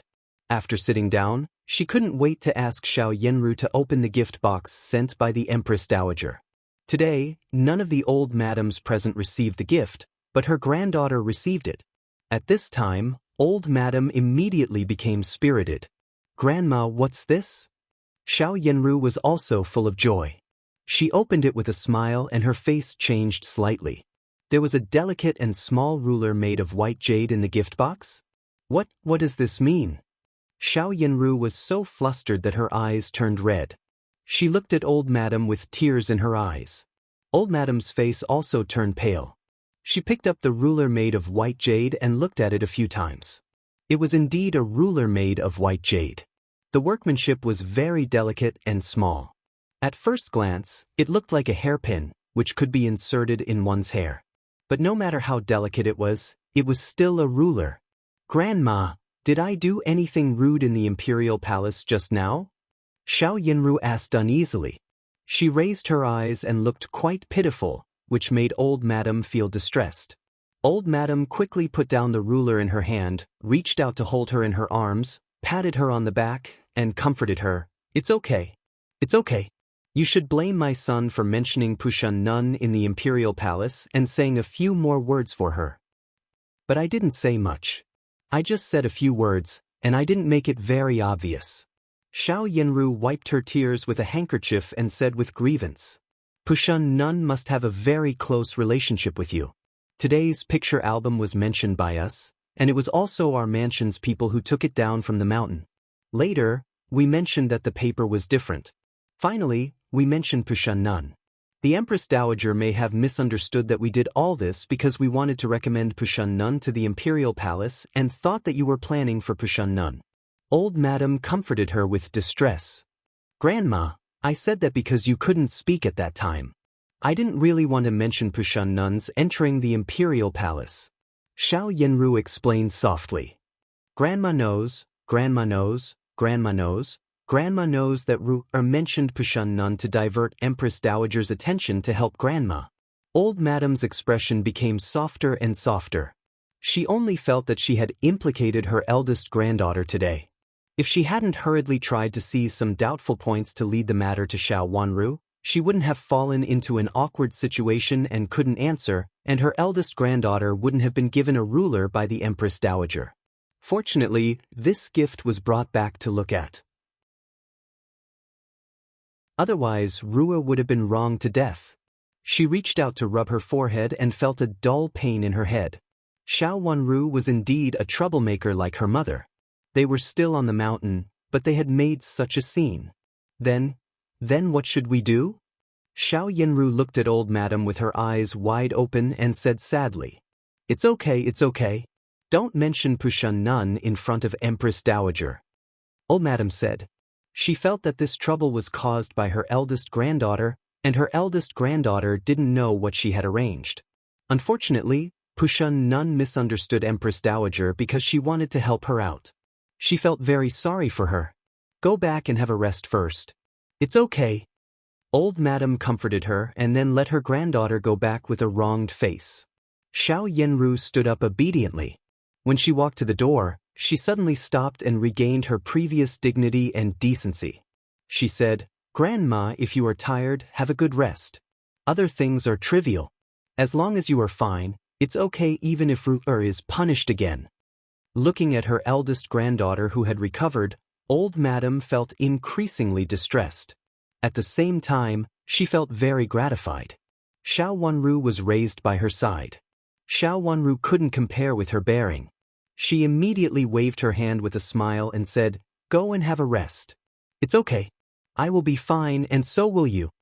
Xiao Yinru didn't say much this time. She nodded softly and turned to go out. The further she went out, the colder her face became. After Xiao Yinru left, Old Madam couldn't suppress the anger on her face anymore. She patted the table hard with her hand and said with a fierce look, "Isn't this picture album destroyed? Why didn't I find anything?" Nanny Yu's face turned pale in panic and she hurriedly explained, "I don't know. It was indeed the result of the previous investigation. It was also said that the fifth Mrs. Servant Girl was entangled, so it was impossible for her to find a good painter to make a painting on the spot and bind it so seamlessly." But all of this is seamless. Didn't she do it before? Didn't she tell Pushun Nun's disciple clearly? Old Madam still doubted whether there was nothing in it. As for the difference of a piece of paper, so what? Maybe it was another clever trick of Pushun Nun, but they just didn't realize it. I don't know why this happened. This matter was contacted by Huiqing Nun. Huiqing Nun suffered a loss from the fifth miss before, so she hated the fifth miss to the bone. She wouldn't drop the ball at the critical moment, would she? Nanny Yu said bluntly. There was such a big mistake in the matter, and they almost exhausted all their calculations.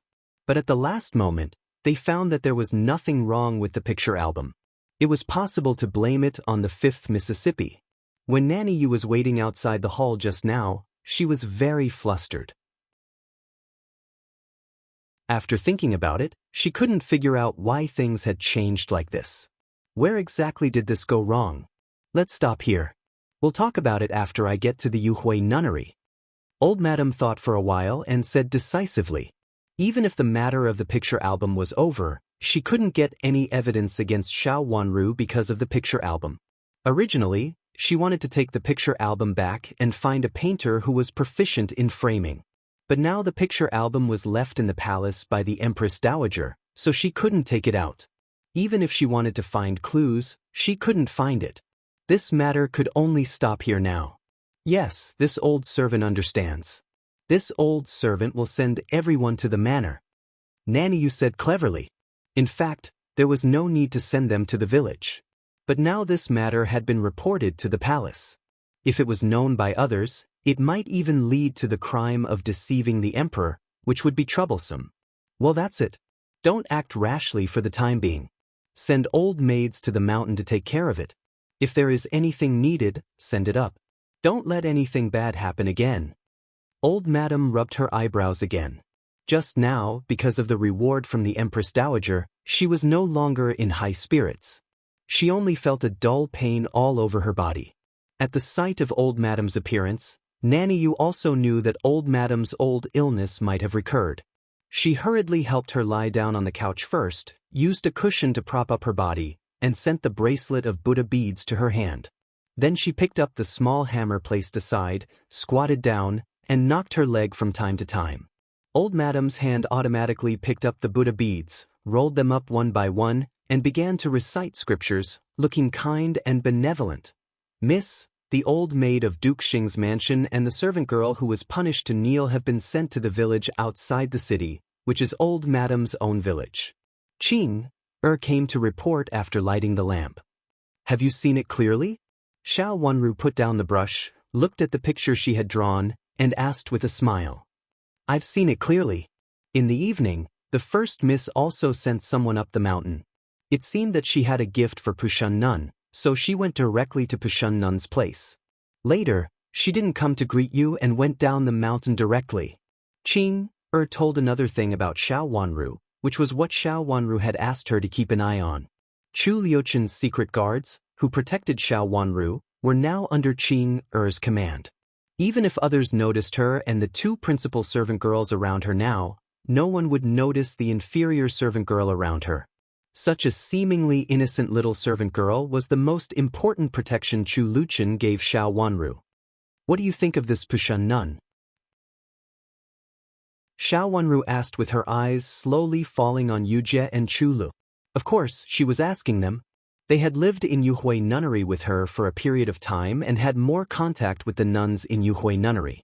I think this Pushun nun seems to be really cultivating in seclusion. She almost never takes charge of affairs or presides over religious rites, and she has a good reputation. Chu Lu thought for a while and concluded. Xiao Wenru didn't answer and looked at Yujie again. Yujie frowned and said, "Miss, I think this Pushun nun is very strange." "Oh, what's strange about her?" Xiao Wenru looked at her encouragingly. "In the past, when we were in Jingxin Monastery, Mingqiu Nun was also a transcendent person with superb medical skills. Even if the abbess couldn't cure the disease, Mingqiu Nun would also cure the disease. Sometimes, she just stood beside the abbess and acted as an attendant. She didn't care about fame and fortune the most. I used to feel strange and wondered what Mingqiu Nun wanted to do that. I once asked her, and she said that the 6 senses of tranquility of a monk were just for peace of mind. Since Pushun Nun has always been so low-key, why is she so famous and so good? It seems that she has been famous before the first miss came to the mountain to learn painting. If not, the first miss would not come to learn painting from her. Pushun Nun is also a nun, thunk. Humans naturally cultivate in peace, but why is their reputation so great now, so resounding?" Yujie said in confusion.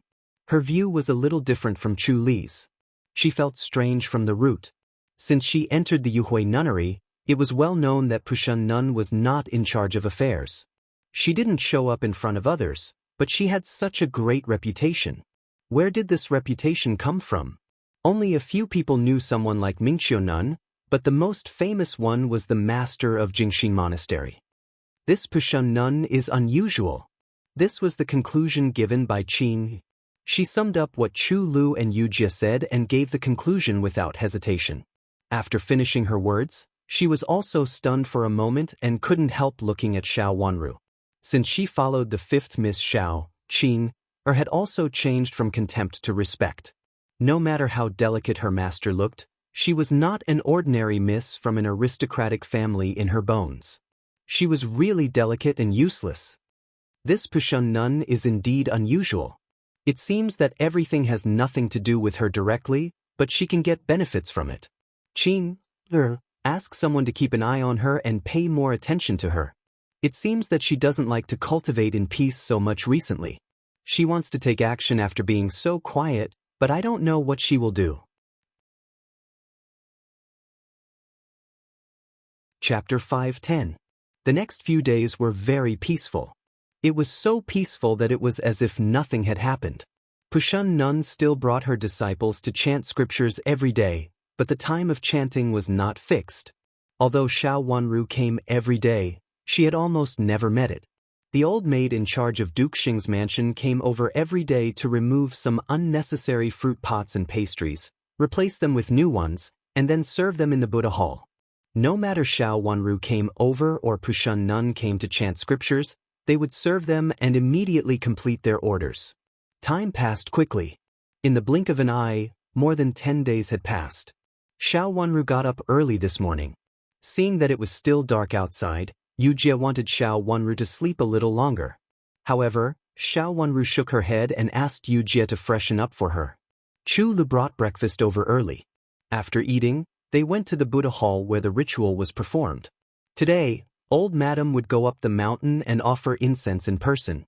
When they arrived at the Buddha hall, they found that Pushun Nun had already been there with Hui Qing and Hui Ming. The Buddha incense in the hall, accompanied by the charming chanting of scriptures, gave them a sense of detachment from the world.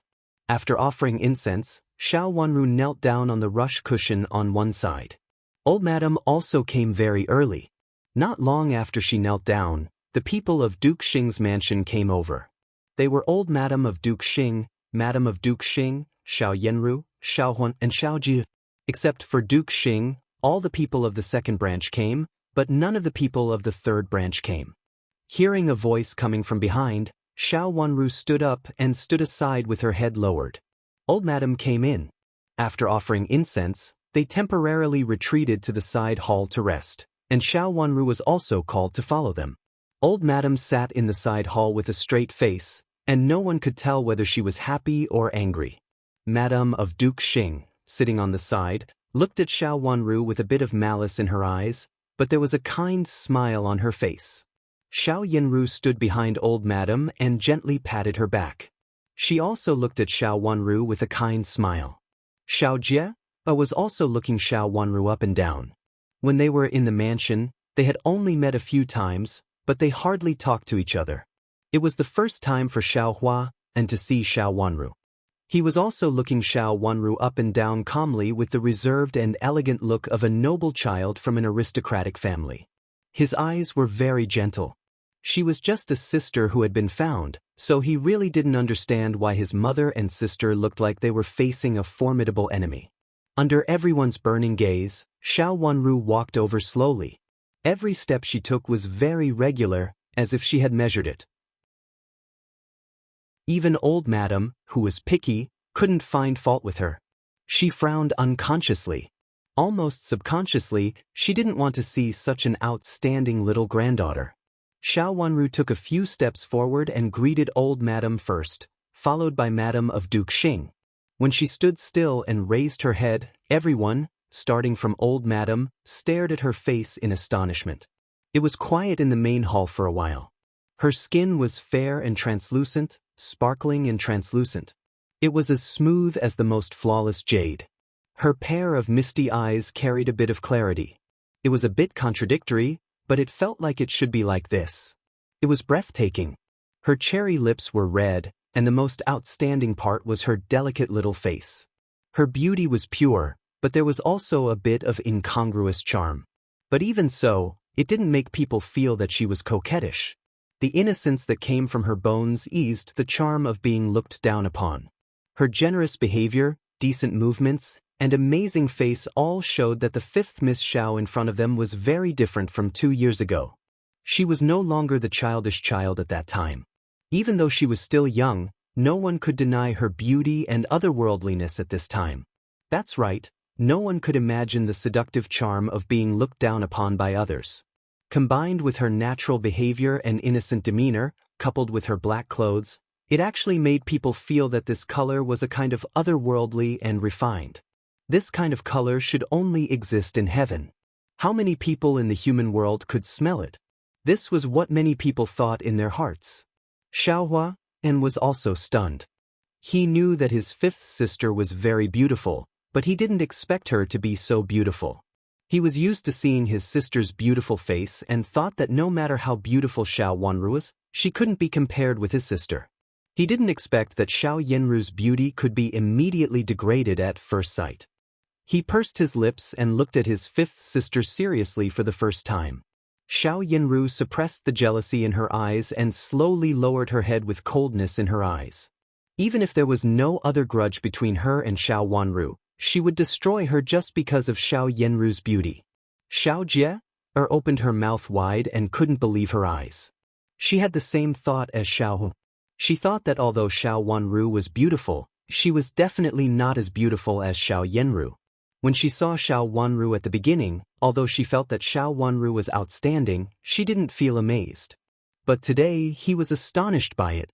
She even thought that if Infanta Qinghua was also so beautiful at that time, it was no wonder that her first uncle had to ask for a decree to marry Infanta Qinghua.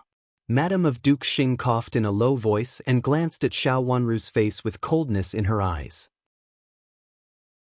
But then she withdrew her eyes and said with a gentle smile, "Wanru has really grown up. Second aunt can't recognize you at once. You are so beautiful. Mother, you look like first sister-in-law." Old madam was very shocked. She looked Xiao Wanru up and down several times with a serious look in her eyes. Since Xiao Wanru was so beautiful, should she change some of her means? When she was thinking about it, she suddenly heard Madam of Duke Xing's words. She immediately looked displeased and snorted coldly, "You do look like Infanta Qinghua, but don't be like your mother, who always makes her own decisions. Now you are the fifth miss of Duke Xing's mansion, and your words and deeds represent Duke Xing's mansion. Don't do anything else." The meaning of her words was very obvious. Yu Jie, who was behind Xiao Wanru, was so angry that her face turned red. How could a grandmother who hadn't seen her granddaughter for a few years scold her and insult her Mrs. biological mother? Thanks to old Madam of Duke Xing's reminder. My grandma also said that I look like my mother and asked me to take warning from my mother in the future. Xiao Wanru said calmly. She raised her watery eyes and looked a little brilliant in her indifferent expression. She was extremely beautiful. In fact, Xiao Wanru didn't look like Infanta Qinghua very much. Otherwise, Ru, an great elder princess, would have recognized her at that time. Her eyes were most similar to Infanta Qinghua's, but the rest was not so similar. It seemed that she agreed with old Madam, but she secretly contradicted old Madam. As for calling old Madam Dowager and Vu, and great elder princess Ru, and great elder princess Ru, and great elder princess Ru, and great elder princess Ru, and great elder princess Ru, and great elder princess Ru, and great elder princess Ru, and great elder princess Ru. There was a little anger in old Madam's eyes. She snorted coldly and said, "You may not listen to my words. You were like this at that time, and you are still like this now. It has been almost 3 years, but why are you still so stubborn?" These words were quite harsh. In front of so many people, she saw her granddaughter after such a long time, but she didn't say any words of concern. Instead, she rebuked and dissatisfied her everywhere. "Old Madam, I don't know what I said wrong to make old Madam judge me like this." Xiao Wanru raised her head with a little coldness in her watery eyes, which made her little face look very indifferent and less respectful. Being stared at by her less respectful gaze, old Madam was so angry that she pointed at her and couldn't even say a word. "Old Madam, if you don't like me, you cannot come to see me. I will still worship Buddha on the mountain quietly." Xiao Wanru slowly lowered her head and said lightly. She didn't intend to give in. She had always disliked old Madam and disliked everything she did. In this case, there was no need for her to be too humble. "How can your grandmother not want to see you?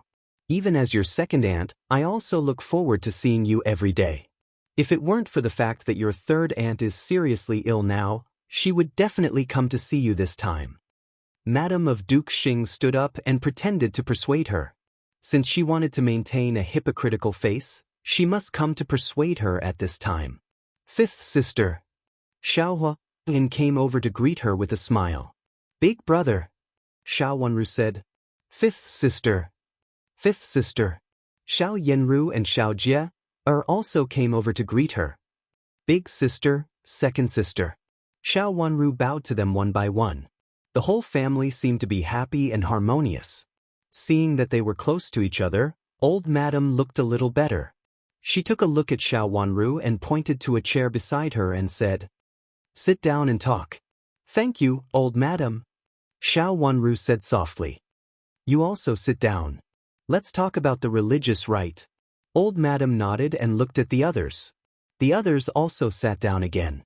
Only Xiao Yenru returned to old Madam's back and patted her back. Old Madam thought that it was impossible for Xiao Wanru to be so considerate. Sure enough, Xiao Wanru, who was not raised by her, had no affection for her. Looking at the few words that Xiao Wanru said just now and the title of old Madam, she didn't regard her as her biological grandmother at all. Hearing this title, old Madam felt very aggrieved. "Don't call me old Madam. You are Grandma's granddaughter. It's not appropriate to call you like this." Xiao Huan reminded her softly with a smile. Madam of Duke Xing glared at her son unhappily. She had long known that this title was not appropriate, but she was unwilling to remind him. She just wanted to see old Madam being unhappy, but she could only hold it in. In the end, she vented her anger on Xiao Wanru, but her son spoiled her plan. "Yes, big brother, I'm not used to it for a while," Xiao Wanru said with an excellent attitude. Old Madam coughed in a low voice and said with a straight face, "I shouldn't have discussed this matter with you, but now there are only you and your brother in your branch. Your brother is still young and ignorant, so I have to discuss this matter with you now, lest you feel that I am partial when the time comes." Chapter 511. There are 3 days left before the religious rite.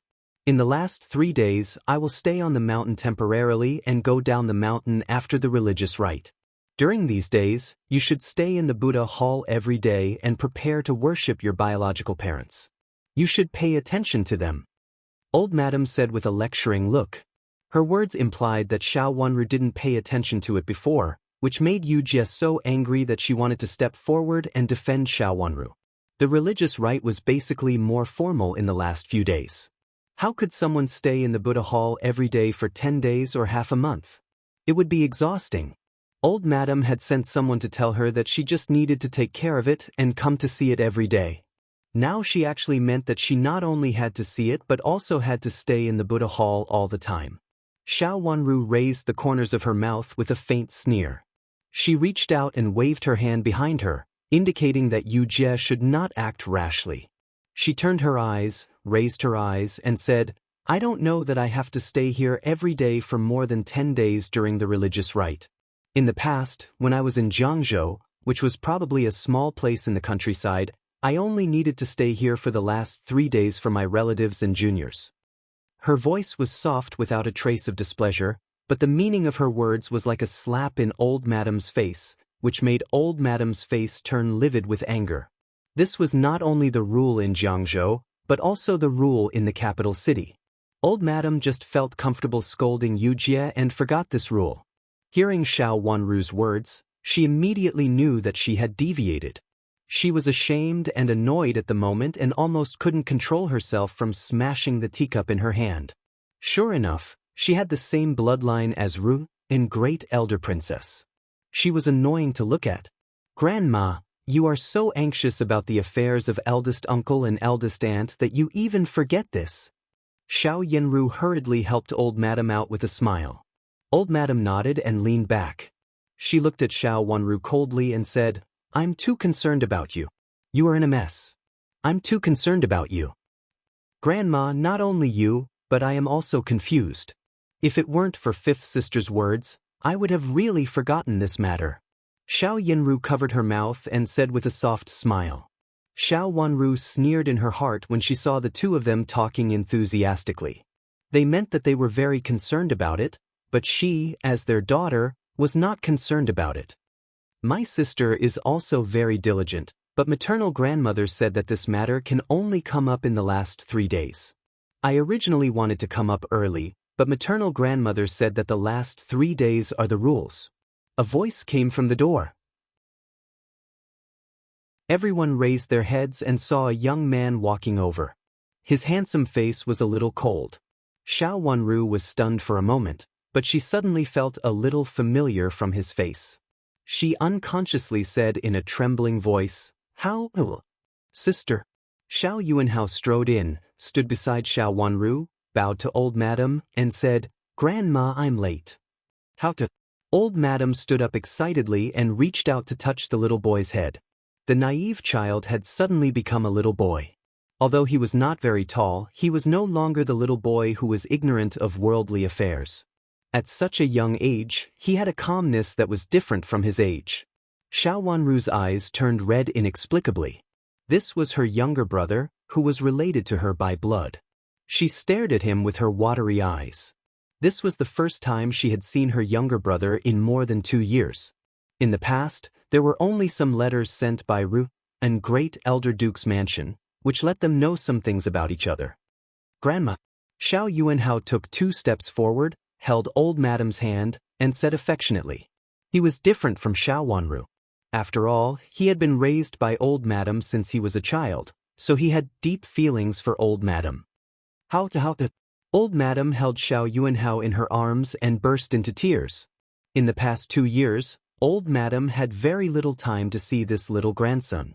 Ruyi and Great Elder Princess almost did not let him come to Duke Xing's mansion, except for special and necessary circumstances. At this moment, seeing her beloved grandson in front of her, Old Madam couldn't hold back and burst into tears. Therefore, everyone tried to persuade Old Madam to sit down again. Xiao Yunhao also sat in front of Old Madam. Is it comfortable living in Great Elder Princess's mansion?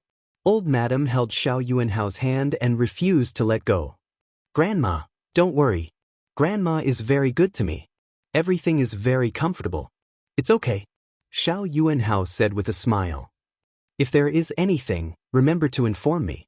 Do you hear me? I have been worried about you. I want to see you, but I can't. Old Madam wiped her tears again. Grandma, don't worry. I have been studying well recently. Grandma said that she would let me go out more often. I will definitely come to see you then. Xiao Yuanhao said with a smile. He held Old Madam's hand and shook it coquettishly. He was still young. Even if his actions looked a little coquettish, she did not think it was ugly. Moreover, he was good-looking like a fairy child, which made people's hearts soften. Old Madam was about to cry again. She said yes repeatedly and became more dissatisfied with the great elder princess in her heart. He was obviously her own flesh and blood, but she forced him to leave so that she could not see her little grandson now even if she wanted to. Grandma, when I came here just now, I seemed to hear you all scolding my sister. Did my sister do something wrong? Xiao Yuanhao rolled his eyes and suddenly looked at Xiao Wanru. He stood up, stretched out his other hand and pulled Xiao Wanru over. Sister, what happened just now? Nothing. What can happen? Grandma is just teaching me. Xiao Wanru said with a smile. She was in a good mood when she saw her younger brother grow up. It could be seen that her grandma was really teaching her younger brother attentively. Xiao Yuanhao, who used to be like a little bully, had disappeared and was replaced by a smart little Yuanhao. Judging from his behavior and expression, he was obviously no longer the careless young master who was about to be raised to the point of disability. How could I scold your sister?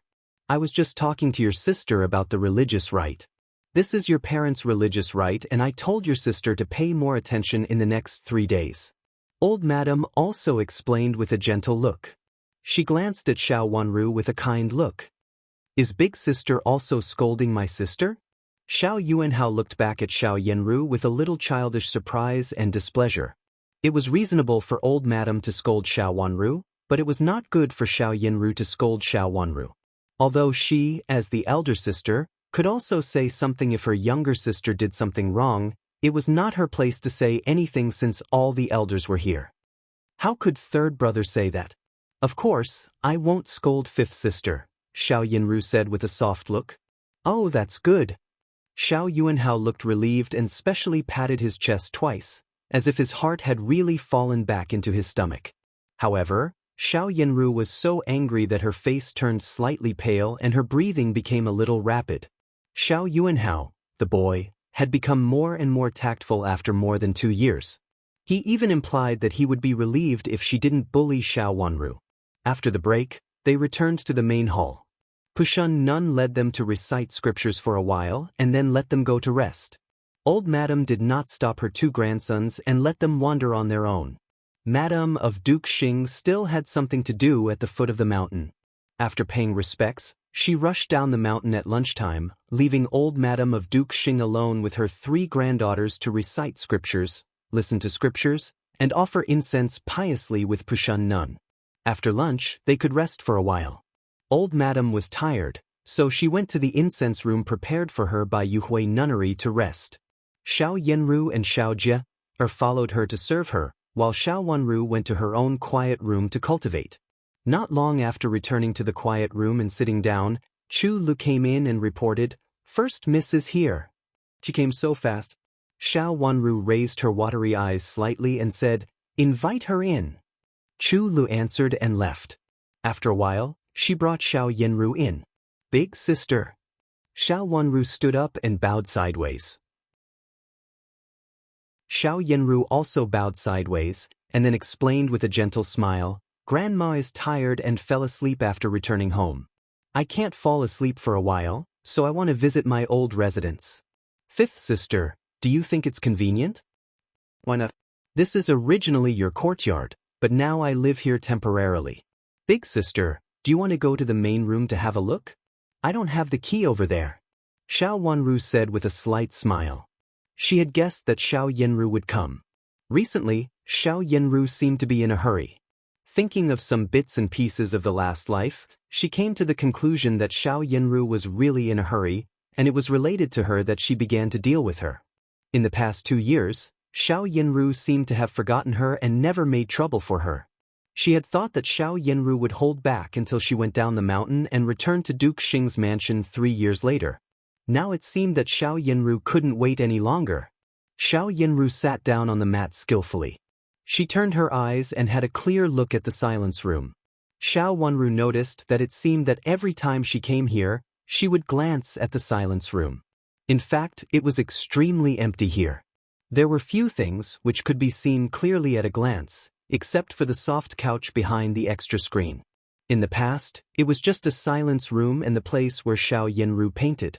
Now it had become Xiao Wanru's bedroom, and she slept here. Fifth sister, you sleep here? Xiao Yinru also saw the screen and asked in surprise. Hearing her question, Xiao Wanru, who had been prepared for it, answered softly, "It's a waste of time for cultivation to walk around. Living here can make one feel more refreshed. I see that Pushun Nun hardly goes out of the silence room, so I think it's good. It's not easy to be distracted, and I can pray for my biological father and mother more devoutly."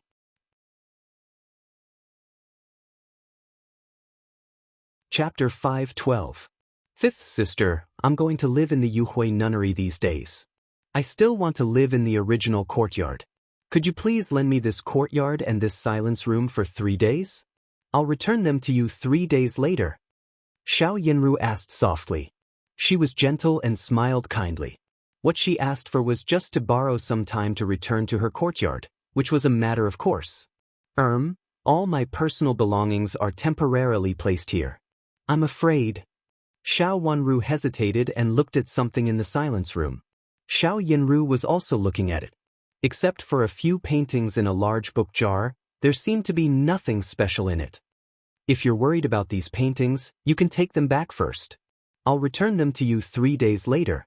Xiao Yinru said with an increasingly sincere smile. Big sister, I'm afraid I can't do that. I've made a wish in front of the Buddha and said that I'll pray for my parents in this silence room during my stay in the Yuhui nunnery. I'll stay here at night and cultivate here during the day. Except for helping my parents like today, I'll spend the rest of my time here. Xiao Wanru said with a guilty look, if I had known that you would come up the mountain, I wouldn't have allowed you to make such a big wish that day. But now I've made a wish. Since she had made a wish in front of the Buddha, it meant that she would not move out anyway. It was reasonable for Xiao Yenru to give this silence room to Xiao Yenru. If she insisted that Xiao Wanru move out, it would be regarded as her being rude. Even Xiao Yenru, who was shrewd, was so angry that her face changed. Fifth sister, I'm just staying here for a few days. Eldest uncle and eldest aunt won't blame me. She gritted her teeth, suppressed the anger in her heart, and still said with a flattering smile. What did she mean by saying that she had made a wish? She clearly heard that Xiao Wanru was reluctant to part with the personal belongings placed here, so she came up with such a dignified reason. Big sister, how can we take advantage of this kind of thing in the darkroom? It is our intention to make a wish for our father. Moreover, we made it in front of Buddha, so we can't take it lightly. If Buddha blames us, the whole Duke Xing's mansion will suffer, Xiao Wanru said with a serious face. Xiao Yinru was so angry that her liver almost hurt. She clenched the handkerchief in her hand tightly, for fear that she couldn't help but hit Xiao Yenru. She had promised Xiao Yenru and was sure that she could do it now, but Xiao Yenru turned it down. Xiao Wanru even pretended that she had deceived Xiao Yenru.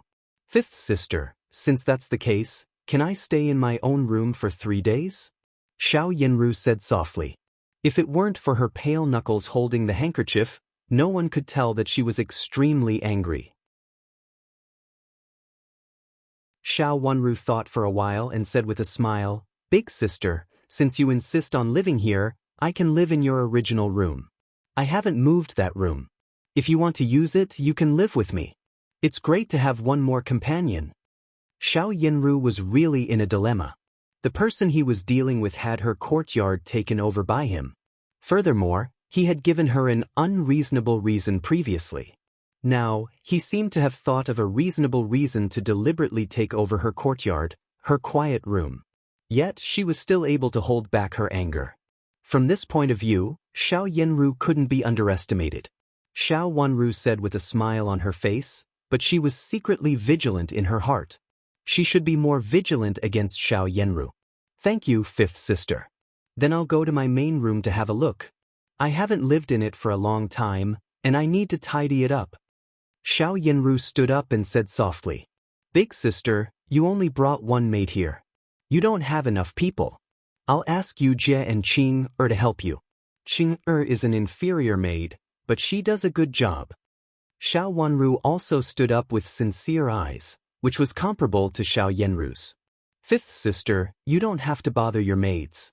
When I was on the mountain, I occasionally cleaned the room by myself. It's just one room, so it's okay. Xiao Yenru said politely and turned her eyes to the maid standing beside Xiao Wanru, who called Yu Jie. She had already found out that Yu Jie was brought here by Xiao Wanru from Jiangzhou. It seemed that she was loyal and devoted to Xiao Wanru. As for the maid named Qing, it was said that she was sent here by Ru, and great elder princess when Xiao Wanru was on the mountain. She was supposed to take care of Xiao Wanru and do some heavy work, so she was just an inferior maid. If she had to choose, she would rather choose this inferior maid named Qing. How can I let big sister do it by herself? If you want to do it by yourself, I'll help you. We'll clean it slowly together. It's my fault for occupying your silence room. If I let you clean the room by yourself, I won't have the face to see Grandma tomorrow. Xiao Wanru said with an increasingly sincere smile and asked Yu Jie to bring a rag over, which meant that she was really going to clean the main room for Xiao Yenru by herself. Seeing Xiao Wanru's attitude, Xiao Yenru immediately made a decision and said, "Fifth sister, you don't have to do it. I've been tired all day, and I actually can't do it. Fifth sister, please borrow Qing's maid to clean the main room with Shuqi." Shuqi was the principal maid brought up the mountain by Xiao Yenru. Hearing that Xiao Yenru heard her, she came out from behind Xiao Yenru, bowed to Xiao Wanru respectfully, and then stood behind Xiao Yenru obediently. Her etiquette and behavior were impeccable. Okay, as long as big sister doesn't mind Qing's rough hands and feet. Xiao Wanru agreed readily and asked Chu Lu, who was at the door, to call Qing, who was in the yard. Seeing Qing, who looked young and a little naive, Xiao Yenru was very satisfied. She declined Xiao Wanru's kindness and went to the door of the main room with Shuqi and Qing. Shuqi took out the key and opened the door. A stuffy smell came in. Xiao Yenru waited outside, while Shuqi and Qing went in and opened the window at the back.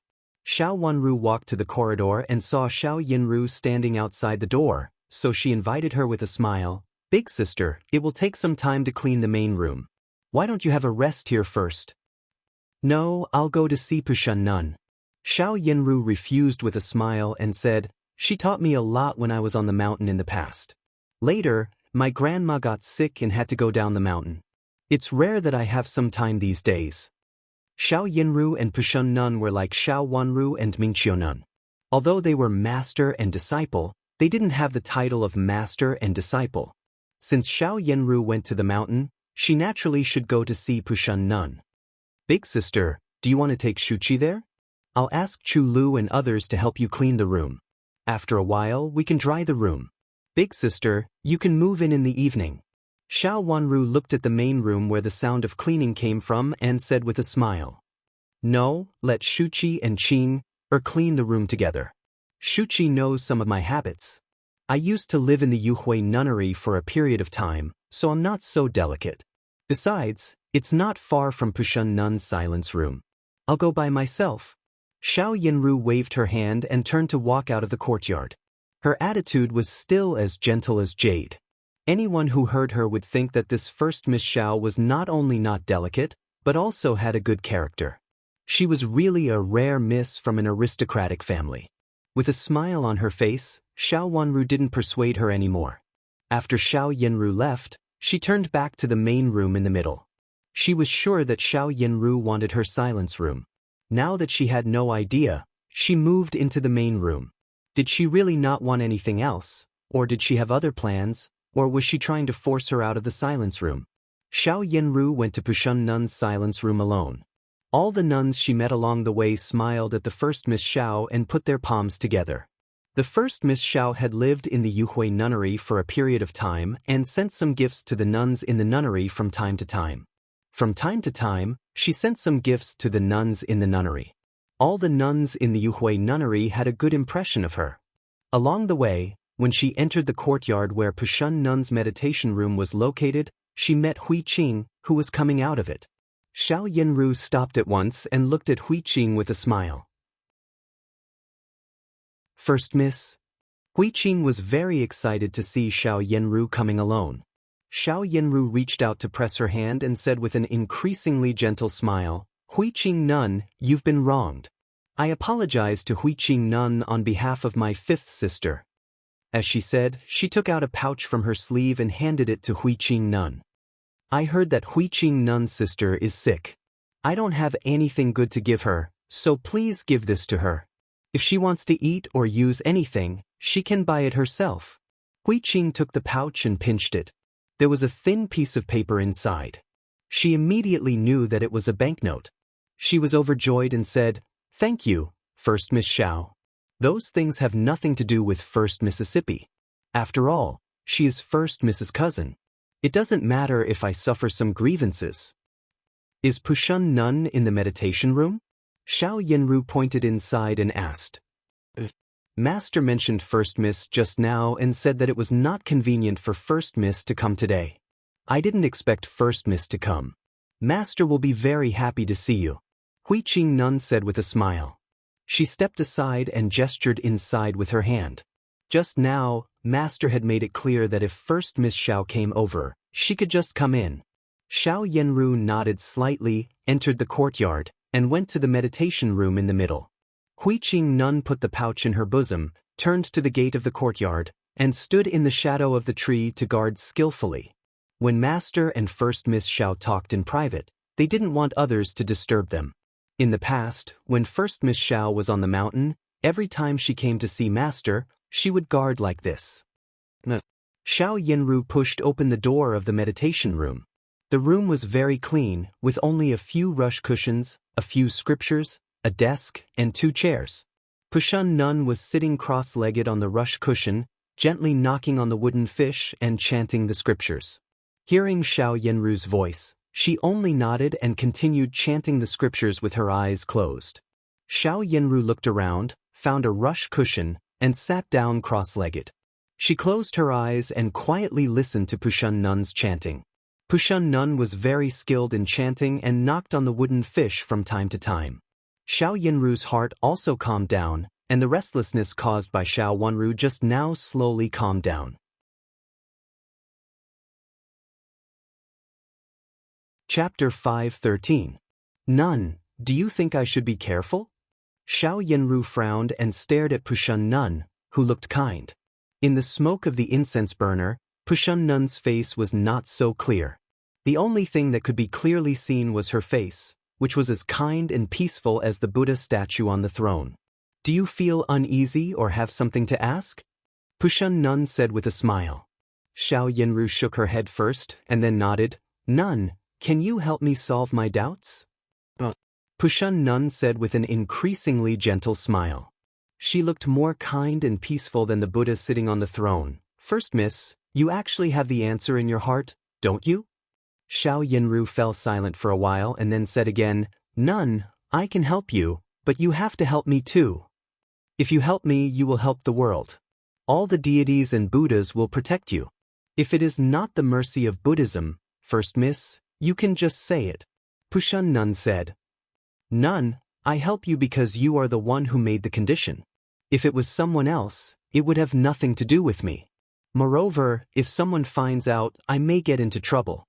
Nun, I'm just one of the mortals, and I can't be as broad-minded as you. But if you can help me, I can help you with something. Xiao Yanru suddenly calmed down, and the irritation in her eyes faded. She looked at Pushun Nun leisurely and said. Seeing that Pushun Nun was speechless, she put down the teacup in her hand and was about to stand up. If you can't think it through, you can think about it again. I'll stay on the mountain for 3 days. After 3 days, I can't do anything even if I want to. In fact, even if she agreed 1 day later, it would be very hasty and easy to be discovered. On this point, Xiao Yanru was not worried that Pushun Nun would not agree at all. She was kind enough to save a few poor girls, even at the cost of her own life. Because she really didn't believe this idea. Even though Pushun Nun seemed to be compassionate, she still didn't believe it. Seeing that Xiao Yanru really pushed the teacup away and stood up to leave, Pushun Nun said slowly, First Miss, how can I help you? It's not urgent. Let's talk about it after Nun enters the Imperial Palace. Xiao Yinru said with a slight smile and looked back calmly. She was sure that she could win this round. I was the one who helped you enter the palace once, and I did it again this time. You just have to remember that you owe me twice. I'm doing this for all living beings. Pushun Nun didn't answer. She just lowered her head, put her palms together and murmured. I'm also one of the living beings. Besides, I'm your disciple. If you help me, it's the same as helping yourself.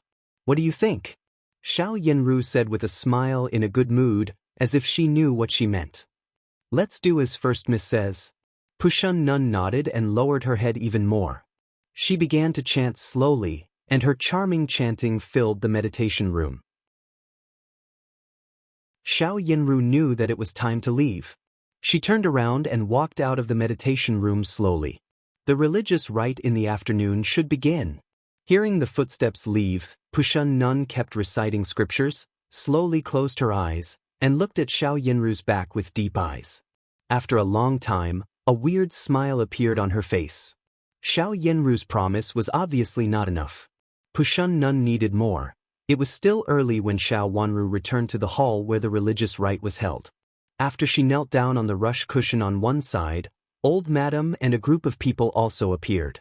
After everyone offered incense together, Xiao Wanru and her younger brother were left to kneel in the middle of the hall, and the others went to the side hall to rest. Xiao Wanru and her younger brother were the direct descendants of heir of Duke Xing and Infanta Qinghua, so it was normal for them to kneel in place of others. Pushun Nun also stayed here to chant scriptures with her two disciples. In the afternoon, after 3 rounds of burning incense, Old Madam came in 3 times with other people of Duke Xing's mansion and offered 3 sticks of incense. After Pushun Nun chanted scriptures 3 times, she left, leaving only Xiao Wanru and her younger brother in the hall. There was no one else here now, so they could have a rest. Xiao Wanru sat on the ground and gently tapped her legs with her hands. Xiao Yuanhao also followed her and sat down. Xiao Wanru lowered her voice and asked, How are you doing in my maternal grandma's mansion? It was not until this moment that they had time to whisper. Sister, don't worry. My maternal grandma is very good and has taught me a lot. Sometimes she takes me to Prince Chen's mansion, and Prince Chen also teaches me. Xiao Yuanhao had been close to Xiao Wanru before. Although they hadn't seen each other, they had been writing to each other. Hearing Xiao Wanru's words, he hurriedly looked around and said in a low voice, You still go to Prince Chen's mansion? Xiao Wanru was stunned.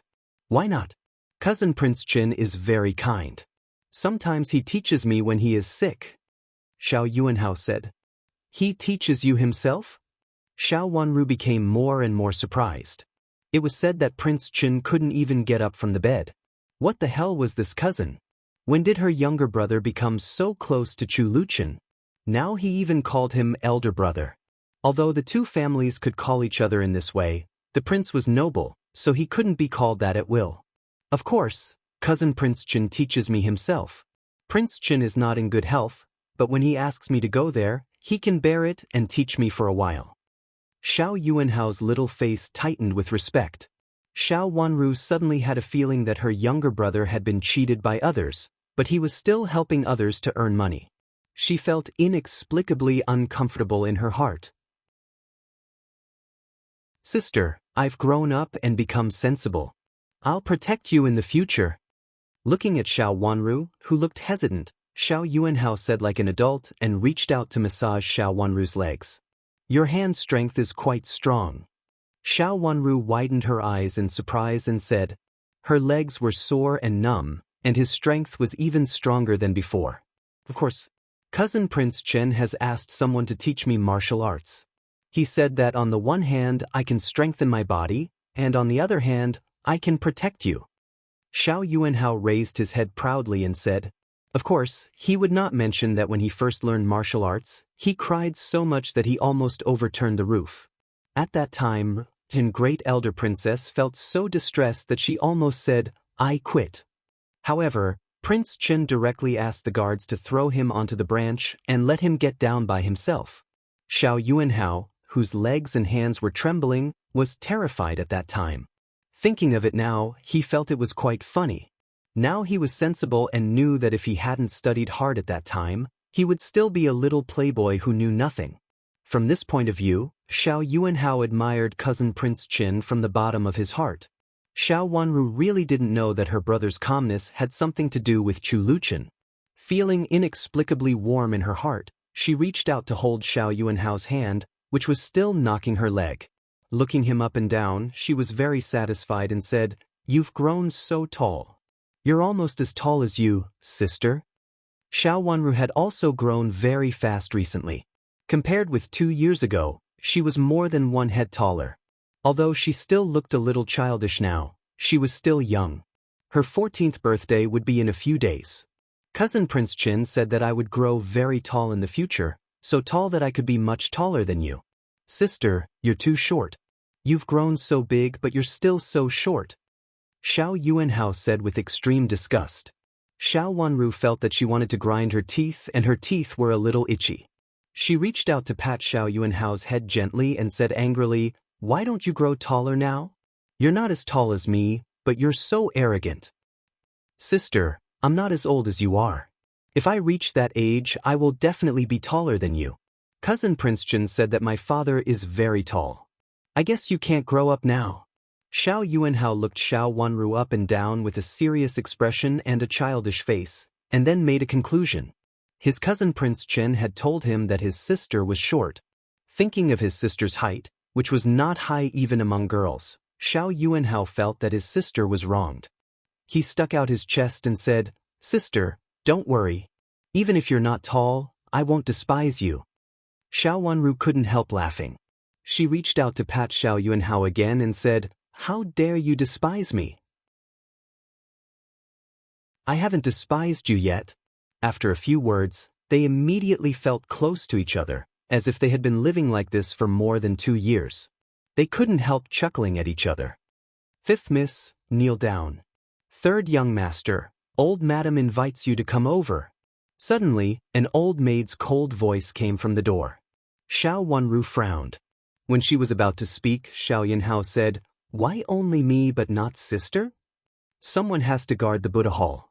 "It's suitable for the 5th Miss to guard here," the old maid said at the door of the hall.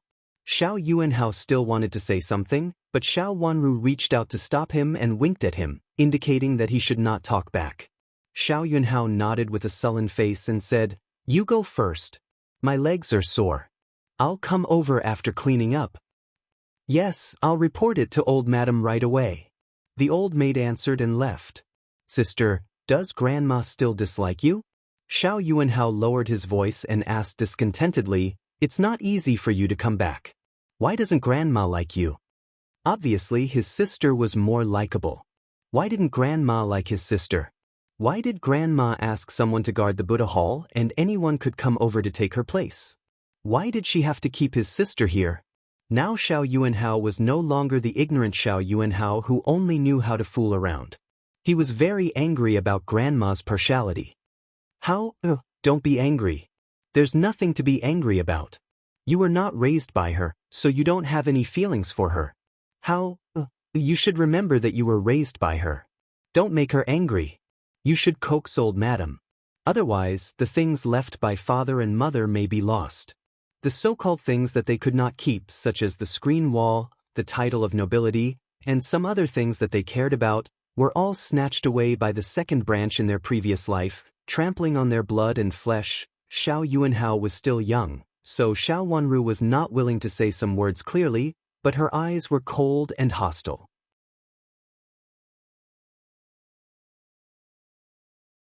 Chapter 5:14. Laughter came from the side hall, which could be heard in the quiet main hall.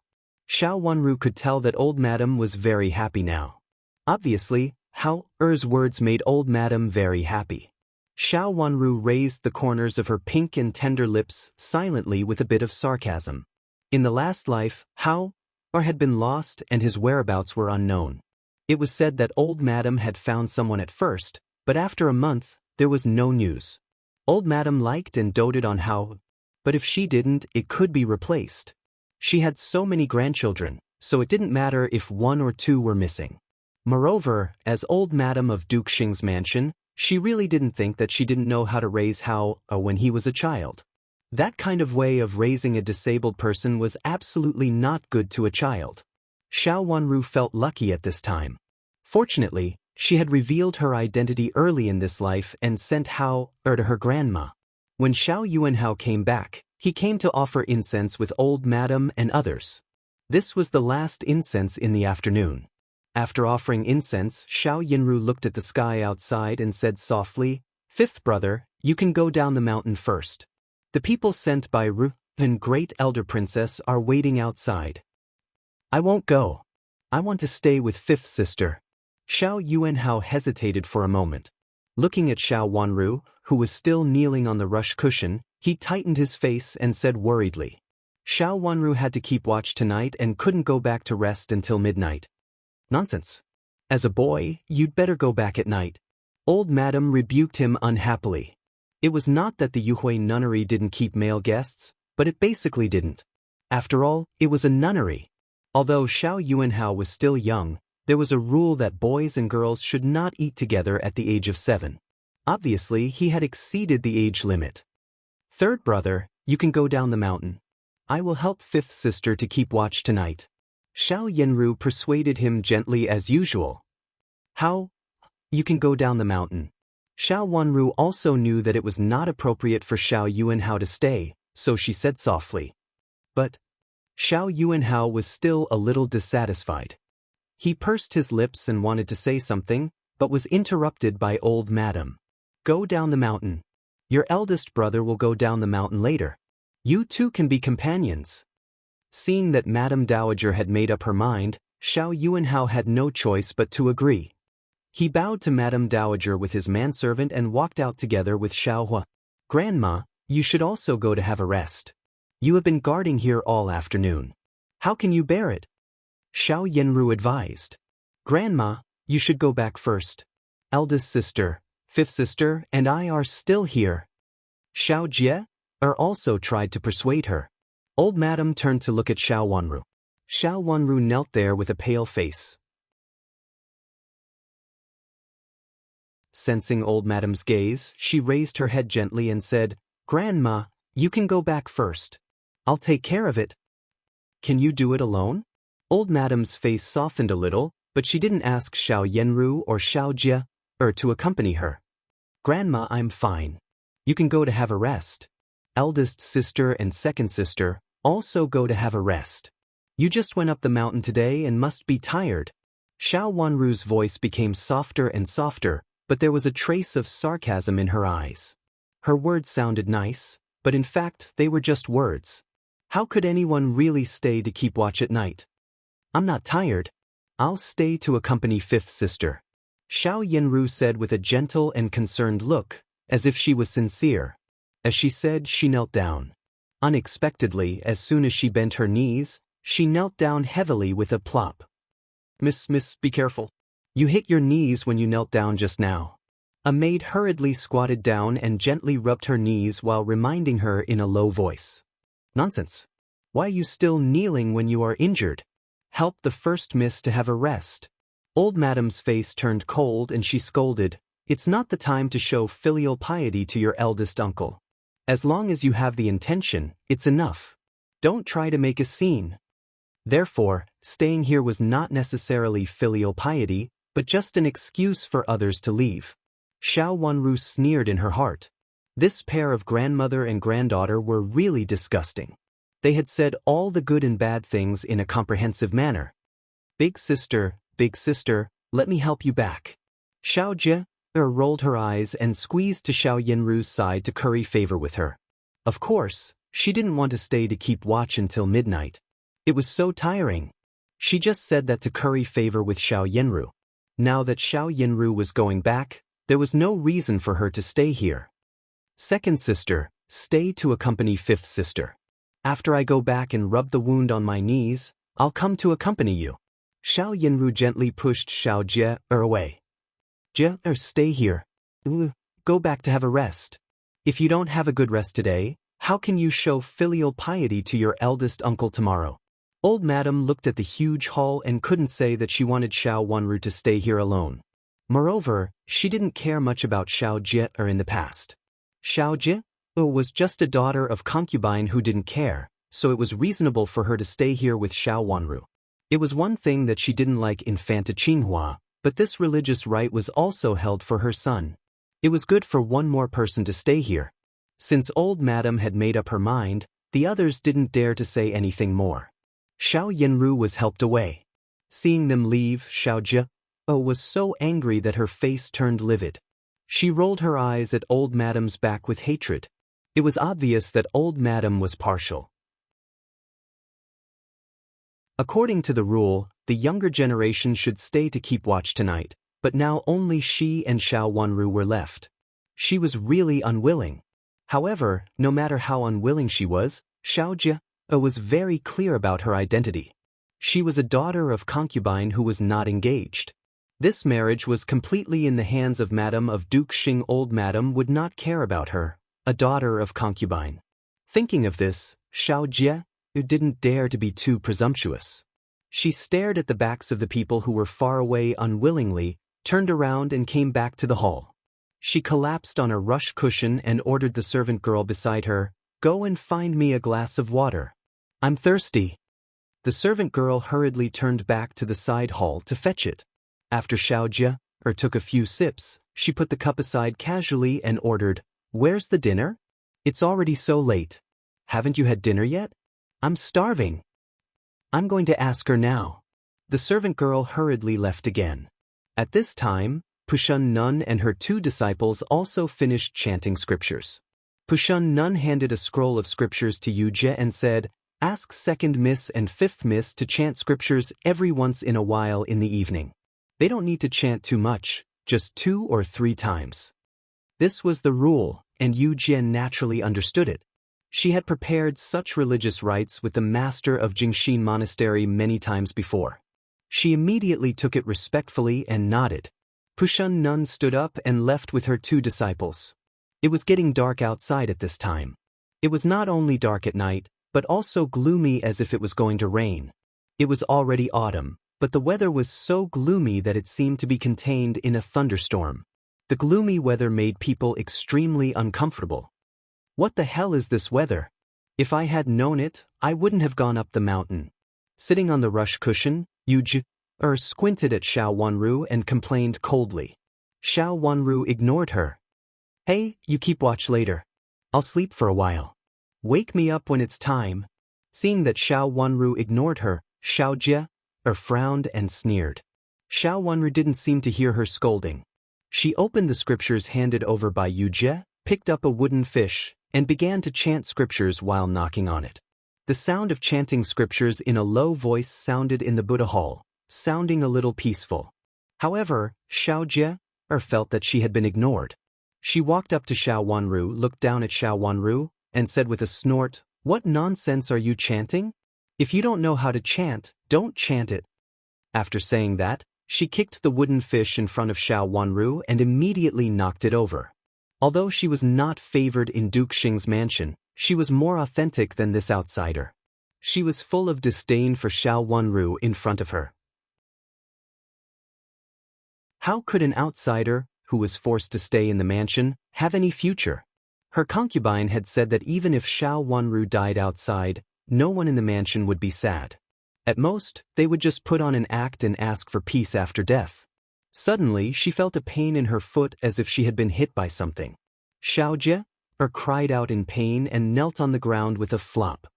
"Xiao Wanru, you bitch, what did you hit me with?" Xiao Jie screamed, but then her voice got stuck in her throat. She looked at Xiao Wanru in front of her in disbelief and froze, not daring to move at all. Beside her neck was a wooden stick used to knock the wooden fish. One end was a bead, and the other was a little sharp, but not sharp. However, when this sharp end was pressed against her neck, Xiao Jie did not dare to test whether it was sharp or not. Xiao Jie's clothes were held by Xiao Wanru, and her neck was pressed against by the wooden stick in her hand. Although Xiao Jie was a little older than Xiao Wanru and Xiao Wanru still looked a little childish in front of her, Xiao Jie did not dare to move at all. Xiao Jie Er's neck was stiff and pointed. Her watery eyes, which should have been a little charming, were cold with a bit of hostility. Xiao Jie had never felt such hostility from anyone. She was so scared that she almost burst into tears. Fifth sister, you can talk nicely. Don't use this. Yuji stammered with her face turning pale with fear. Do you think I'm easy to bully? Xiao Wanru said softly. In the past, such a soft voice would definitely make Xiao Jie feel that the person in front of her was easy to bully. But in the current situation, Xiao Jie had already been scared out of her wits. She kept shaking her head and said in a crying tone, Fifth sister, I didn't bully you. I'll stay up at night with you. I'll stay up at night with you. In the end, Xiao Jie felt that she was really going to cry. She had never expected that Xiao Wanru would be so ruthless that she pressed herself against the wall without saying a word.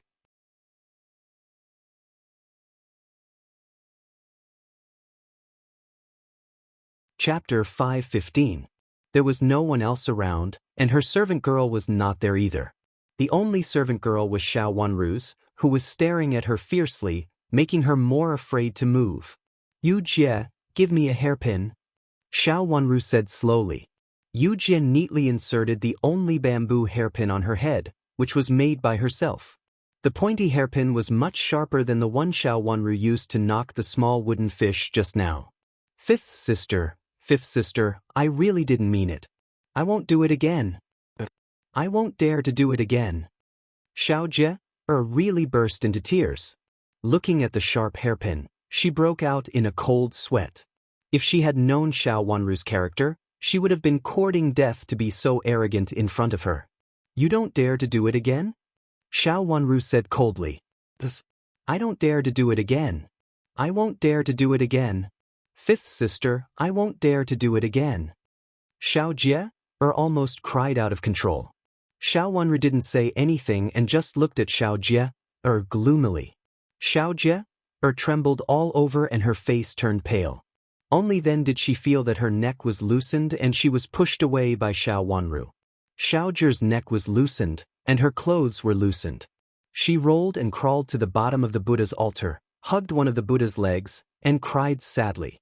She was really frightened.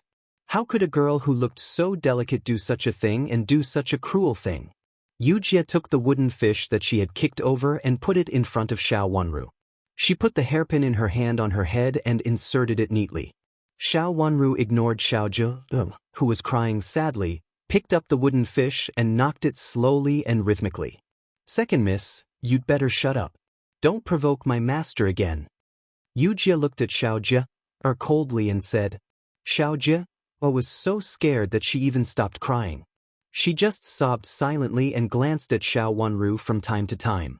Xiao Wanru looked like a normal miss from an aristocratic family, gentle, but it was all fake. She might become a fierce beast at any time. Thinking that she would have to stay with this fierce beast in human skin until midnight tonight, Xiao Jie felt that the fake polite words she had said to Xiao Yanru before were really mean. She had followed old madam without saying anything at that time, so there would not have been such a thing. Now she was really frightened to be with Xiao Wanru. But now she didn't dare to leave. Originally, she wanted to pretend to obey old madam and sleep here for a while. Seeing that it was almost time, she could leave early. Anyway, it seemed that old madam wouldn't ask too much about what happened tonight. But now, she didn't dare to do that. She just hid aside and hoped that Xiao Wanru didn't see her. When the maid, Liu Xiang, came back, she saw her master silently hugging one side of the Buddha's leg and crying silently. Miss, what's wrong? Liu Xiang was shocked and rushed over to hug her. Xiao Jie reached out to cover Liu Xiang's mouth and stole a glance at Xiao Wanru. Seeing that Xiao Wanru was still chanting scriptures and didn't notice her, Xiao Jie breathed a sigh of relief and said in a low voice, Shut up. Do you want to disturb eldest uncle and eldest aunt? Second miss. Liu Xiang looked at Xiao Jie in front of her in astonishment. She didn't understand why her master was so respectful to this illusory eldest uncle and eldest aunt in such a short time. Shut up. Xiao Jie scolded Xiao Wanru in a low voice while secretly looking at her. She was afraid that this girl would accidentally annoy Xiao Wanru and get herself into trouble. Miss, do you want to have dinner? Liu Xiang was at a loss. She looked at Xiao Wanru and simply stopped thinking about it. She also asked in a low voice. Go and ask fifth miss if she wants to have dinner. Xiao Jie hesitated for a moment, pushed Liu Xiang and said. She didn't dare to eat alone. Miss, there's only one serving. I just took one for you. I asked the kitchen to make it before. There's also your favorite osmanthus cake. Liu Xiang became more and more confused. She had always been very clear about her master's character. She had always looked down on the fifth miss, who had been admitted into the family. When did she take care of the fifth miss so much? Moreover, when she left just now, her master didn't ask her to help the fifth miss take the dinner. It had only been a short time, but her master was so enthusiastic to make friends with the fifth miss. Just do it. Don't talk nonsense. Xiao Jie said with a little anger out of shame. Liu Xiang had to stand up, go to Xiao Wanru and say, Fifth miss, dinner is here. Here they are. Would you like some?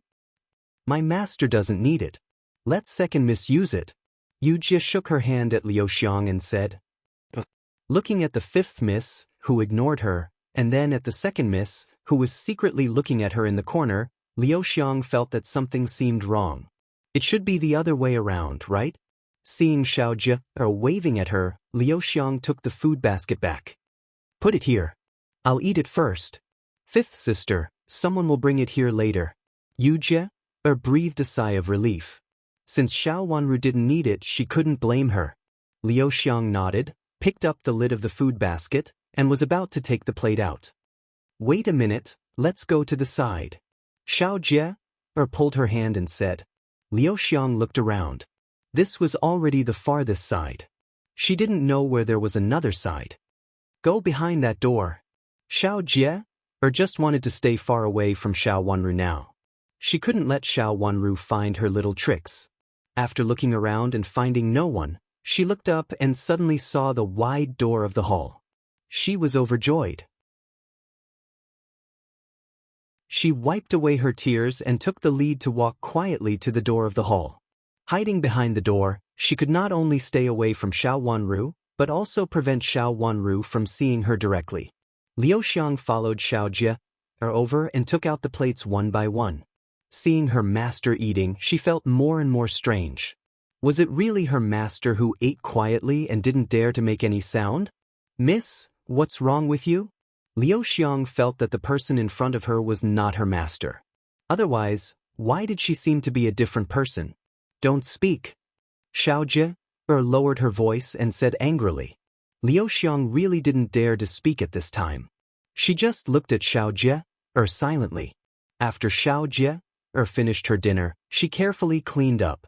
Then she saw her master carefully kneel on the rush cushion and actually began to recite scriptures seriously. Liu Xiang felt that she really couldn't understand her master today. The person in front of her was the most lonely fifth Mississippi. In the past, her master didn't speak kindly when she mentioned the fifth Mississippi. Moreover, there was no old madam, first miss, or even anyone else here at this time. Why was her master so cautious? Liu Xiang couldn't understand her master, so she could only take the cleaned dinner to the kitchen. When she came back, she saw that the fifth miss was also having dinner. Compared with her mistress, who looked sneaky and seemed to be eating secretly, this fifth miss looked much more generous. She sat down on a chair at the side and ate, with two maids serving her. Although she was just eating, her behavior was elegant and free, without any of the sneaky look on her mistress's face just now. Liu Xiang wanted to watch her again, but she was called over by Xiao Jie to recite scriptures with her. Xiao Wanru glanced at Xiao Jie coldly and raised the corners of her mouth slightly. She wiped her mouth with a handkerchief, asked Chu Lu to take the food basket back, and then knelt down again and began to recite scriptures. After reciting for a while, Yu Jie asked her to take a rest and she helped her recite scriptures. Compared with Xiao Wanru, Yu Jie recited scriptures much more smoothly. Whether it was the way she knocked on the wooden fish or the voice she recited scriptures, there was a very natural charm. Xiao Wanru took a rest. After a day's work, she was indeed tired. Her legs and feet were numb. She sat down sideways and reached out to knock on her legs.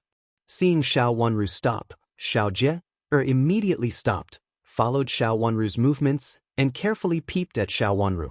Xiao Wanru didn't care about Xiao Jie's peeping at her at all.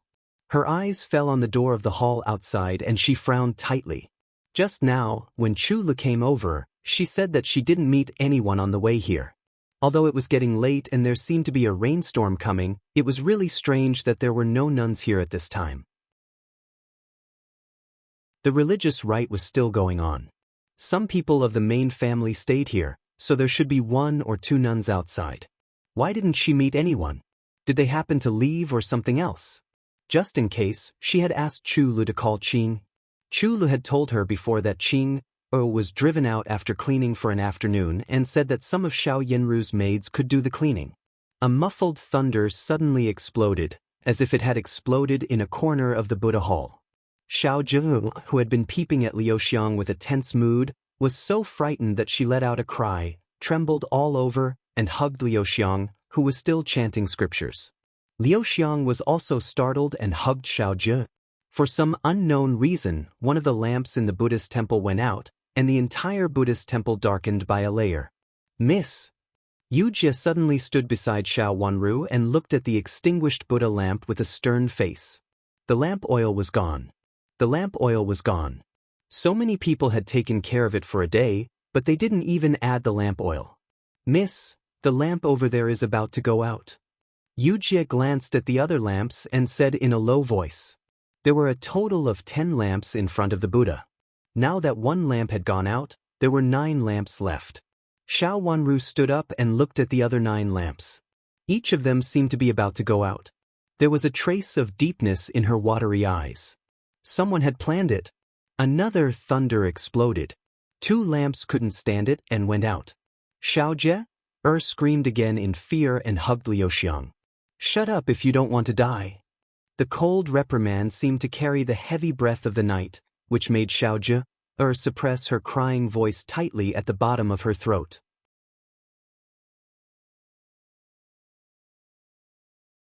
Chapter 5:16. Xiao Wanru's clothes were not heavy, but they were rainproof with a hat. Yu Jie and Qing helped Xiao Wanru put them on. Xiao Jie hid in a corner, shivering and looking pitiful. Leave now before it rains. Xiao Wanru said coldly. Xiao Jie was stunned at first, and then suddenly came to her senses. Looking at the dim Buddhist lamp, she pulled Liu Xiang and turned to run. Even if she was inexperienced, she had found that this was not a peaceful place. If there is anything, go to the east, keep going east. Xiao Wanru's voice came from behind. Xiao Jie nodded hard, sobbed and subconsciously obeyed Xiao Wanru's words. After going out, she went directly to the east door with Liu Xiang. To the east was actually to the meditation room where the nuns lived. There were a large number of rooms where the nuns used to live. There might be no one in other places, but there must be someone there. Xiao Wanru had put on her clothes. Miss, please leave with Yu Jie. I'll follow you later. Qing, who had already restrained her childishness, said anxiously. Just now, when Chula came back and said, she knew that something was wrong, so she immediately came over with her rain gear. Now the situation was unclear, so she only hoped that her master could get her news and come over as soon as possible. Miss and I should also hide here? Yu Jie looked at the rumbling thunder outside and said, No, we must leave. Qing said anxiously. The thunder outside was shocking, and it was easy for something to go wrong at this time. Let's go. Xiao Wanru nodded, clenched her cold head, and immediately walked out. Suddenly, another Buddhist lamp went out. After rushing into the darkness to identify the direction, Xiao Wanru also went east. The whole Yuhui nunnery was in darkness, and there was thunder.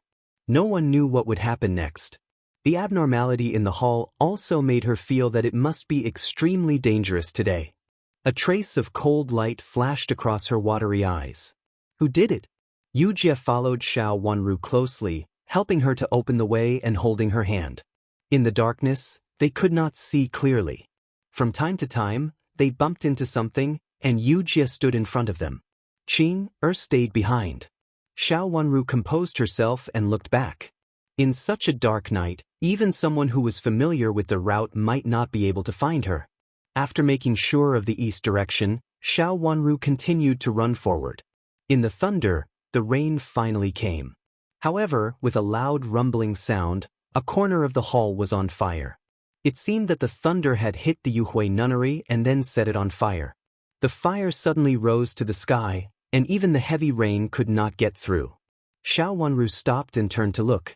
It was a Buddha hall with high eaves. It was obviously the Buddha hall where she had been before. If she were still in it now, she would not have been able to escape and could even have died early. No one knew how they died when they were burned by the heavenly fire. Miss Yu Jie also gasped and said in horror, "Go." Xiao Wanru crooked her cold finger, turned around and said. When she was about to move forward, she was suddenly pulled behind a big tree by Yu Jie. There were more than one footsteps in front of them. She heard someone saying, "Find them. You must find them." The voice was low and cold. Even though she had been reborn, Xiao Wanru did not expect that she would encounter such a thing today. She gritted her teeth and held Yu Jie's hand tightly. The two of them leaned against the wet tree motionlessly, for fear of making any noise. Someone guessed what they were thinking and knew that they were going to the east where there were many people. Another bolt of lightning flashed in the darkness. This time, Xiao Wanru clearly saw a few black shadows appear at the door of the moon cave. She subconsciously clenched her hands and trembled slightly. "Everyone, scatter and search. Take them away as soon as you find them," the black-clad man who had spoken before said again. Several black shadows scattered, while the remaining people searched the nearby corners step by step. A black-clad man was about to come here. "Miss, change the direction. I'll go out first," Yu Jie whispered in Xiao Wanru's ear. Before Xiao Wanru could answer, she suddenly rushed out from behind the tree and ran into the darkness. The black-clad men who were searching for Xiao Wanru immediately realized it and chased after them one by one. Xiao Wanru's tears fell down, mixed with the rain, and slid into the corners of her mouth. She knew what Yu Jie meant. Yu Jie asked her to distract the black-clad men and give her a way out. This was the best time to leave, but she still leaned against the tree motionlessly, almost merging with it. Sure enough, after a long time, she saw a black-clad man appear behind a rock. After shaking for a while, he turned around and went elsewhere. It was obvious that he was going to search elsewhere. Seeing the black-clad man leave, Xiao Wanru breathed a sigh of relief. She looked at the way she came, gritted her teeth, and turned to go back. At this time, it was not safe to go anywhere. Obviously, these people came to find her and would not give up until they found her. She could only meet Qing on the way back. Since Qing was sent by Chu Luchen, she would not fall into the trap so easily. Moreover, the fire rising in the hall should alarm all the people in the Yuhui nunnery. Someone should come to put out the fire. If there were more people, the black-clad men would not dare to act rashly, no matter whose subordinates they were. Of course, it was also dangerous. If she was found by the black-clad men before others found her, it would be even more dangerous. However, she had no better way at the moment. She bet that those people would not recognize the clothes she was wearing at once. This raincoat was brought by Qing for her. It was dark green, which had a good concealment function in the dark. It was completely different from the plain white clothes she had worn before. At first glance, they looked like two completely different sets of clothes. She could not tell the direction in the dark, so she went straight to the place where the fire rose. There was no one around her except for her own footsteps, which were accompanied by bursts of dense thunder. After the thunder, there was lightning. In the lightning and thunder, Xiao Wanru's figure appeared and disappeared from time to time. Suddenly, there came the sound of hurried footsteps behind her. Xiao Wanru looked back in a hurry and saw a black-clad man appear behind the door behind her. When she was about to stop, a flash of lightning suddenly flashed, and the two of them immediately met each other's eyes. After the flash of lightning, Xiao Wanru hurriedly hid in the rockery on the side. She carefully lifted the corner of her dress and did not dare to make any sound, for fear of disturbing the black-clad man. The black-clad man was stunned for a moment when he saw someone here. He hurriedly turned around and came in Xiao Wanru's direction. Just now, he saw clearly that it was a beautiful girl. Even under the pouring rain, she still looked delicate and charming. It was the first time in his life that he had seen such a beautiful girl. "Come out. I see you." The black-clad man stood at the intersection where Xiao Wanru had stood before, lowered his voice and said coldly. Xiao Wanru did not dare to move, leaned against the rockery, pulled out the hairpin from her head, and pointed the sharp hairpin outside. She tried to calm down and figure out the possibility of the black-clad man coming over. There were some mountain rocks and a few big trees in the surroundings. However, if someone were to hide, this fake mountain would be the most conspicuous. The man in black seemed to have discovered his hiding place and was walking towards him with steady footsteps. Xiao Wanru's heart beat wildly and almost jumped out of her chest. She tried hard to suppress her breathing, for fear that the black-clad man would find her exact location. The heavy rain was still falling, but it did not cover up the sound. After hearing some of the sounds, he squatted down and felt a stone under his feet. It seemed to be more reassuring than the hairpin. He carefully picked up the big sharp stone and held it over his head. He waited quietly in the darkness, listening to the footsteps slowly approaching in the darkness.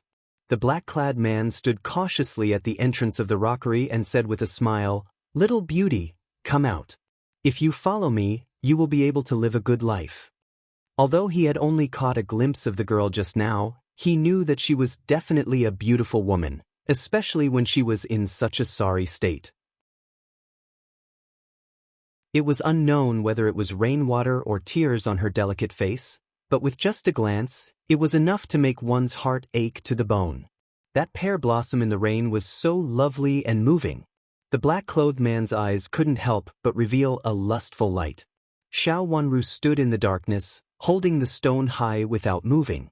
She did not dare to move, for fear that she would fall into the hands of the black-clad man if she was careless.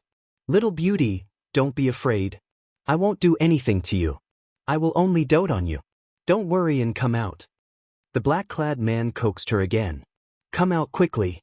Otherwise, when I come over later, it will not be so easy to deal with you." A cold light flashed in the black-clad man's hand. It was a knife. Xiao Wanru looked more and more nervous, and her heart almost jumped out of her throat. The black-clad man called her a few more times, but there was no answer. He immediately became impatient. It was not far from the place where the hull was burning. If he continued to delay, it was very likely that he would be discovered. Although the black-clad man felt that he was not afraid of being discovered and could kill anyone he saw, he still did not want to get into more trouble. He waved the knife in his hand, walked carefully in and said, "Little beauty, don't hide. I see you. Come out obediently, and I can still treat you well. If you dare to hide again, when I find you, I won't have tender feelings for you." The knife was right in front of Xiao Wanru, and it almost touched her body in a flash. She subconsciously threw the stone in her hand forward, almost exhausted all her strength, but still clenched the hairpin in her other hand tightly. When the stone was thrown out, the black-clad man was startled. He slapped the sharp stone to the ground with the knife in his hand, and the stone hit the ground with a heavy sound. The black-clad man cursed, stretched out his other hand, grabbed Xiao Wanru's clothes, and pulled her hard into his arms. Xiao Wanru was dragged out and staggered. "Little beauty, you'd better come over here." Another bolt of lightning flashed and pierced into the crack of the rockery. In the faint light, Xiao Wanru bit her lower lip tightly and fiercely hit the black-clad man with the hairpin in her hand. Xiao Wanru clearly knew that if she really fell into the hands of the black-clad man, she would be finished.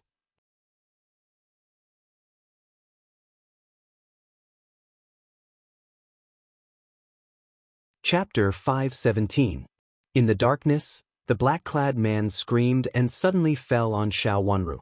Xiao Wanru stepped back in a hurry and hit her head heavily on the rockery on one side. She felt dizzy and her body went limp. The hairpin in her hand had already fallen to the ground before she could do so. The expected sharp pain did not come. Her body fell into someone's arms, and she heard an anxious voice, "Shua shua." She slowly breathed a sigh of relief and almost fell into Chu Liuchen's arms. The courage she forced up turned into ashes at once. Another bolt of lightning flashed and clearly shone on the black-clad man lying in a pool of blood on the ground. There was a sharp dagger in his back. He was killed with one blow. It turned out that he was not stabbed to death by her hairpin. "Why are you here?" Xiao Wenru tried to keep calm, but her whole body was trembling. "It's okay. It's okay," Chu Luchen said softly and reached out to hold her in his arms. He was tall and happened to hold her petite body tightly. His eyes fell on her messy clothes. There were several scratches on her clothes. Her whole body seemed to be fished out of the water. There was no clean place on her body. Even though Xiao Wenru was trying hard to hold back, he could still sense that her delicate body was trembling. He took off his cloak and held Xiao Wenru in it, revealing only her pale little face. He held Xiao Wenru in his arms and slowly bent down to walk out of the rockery.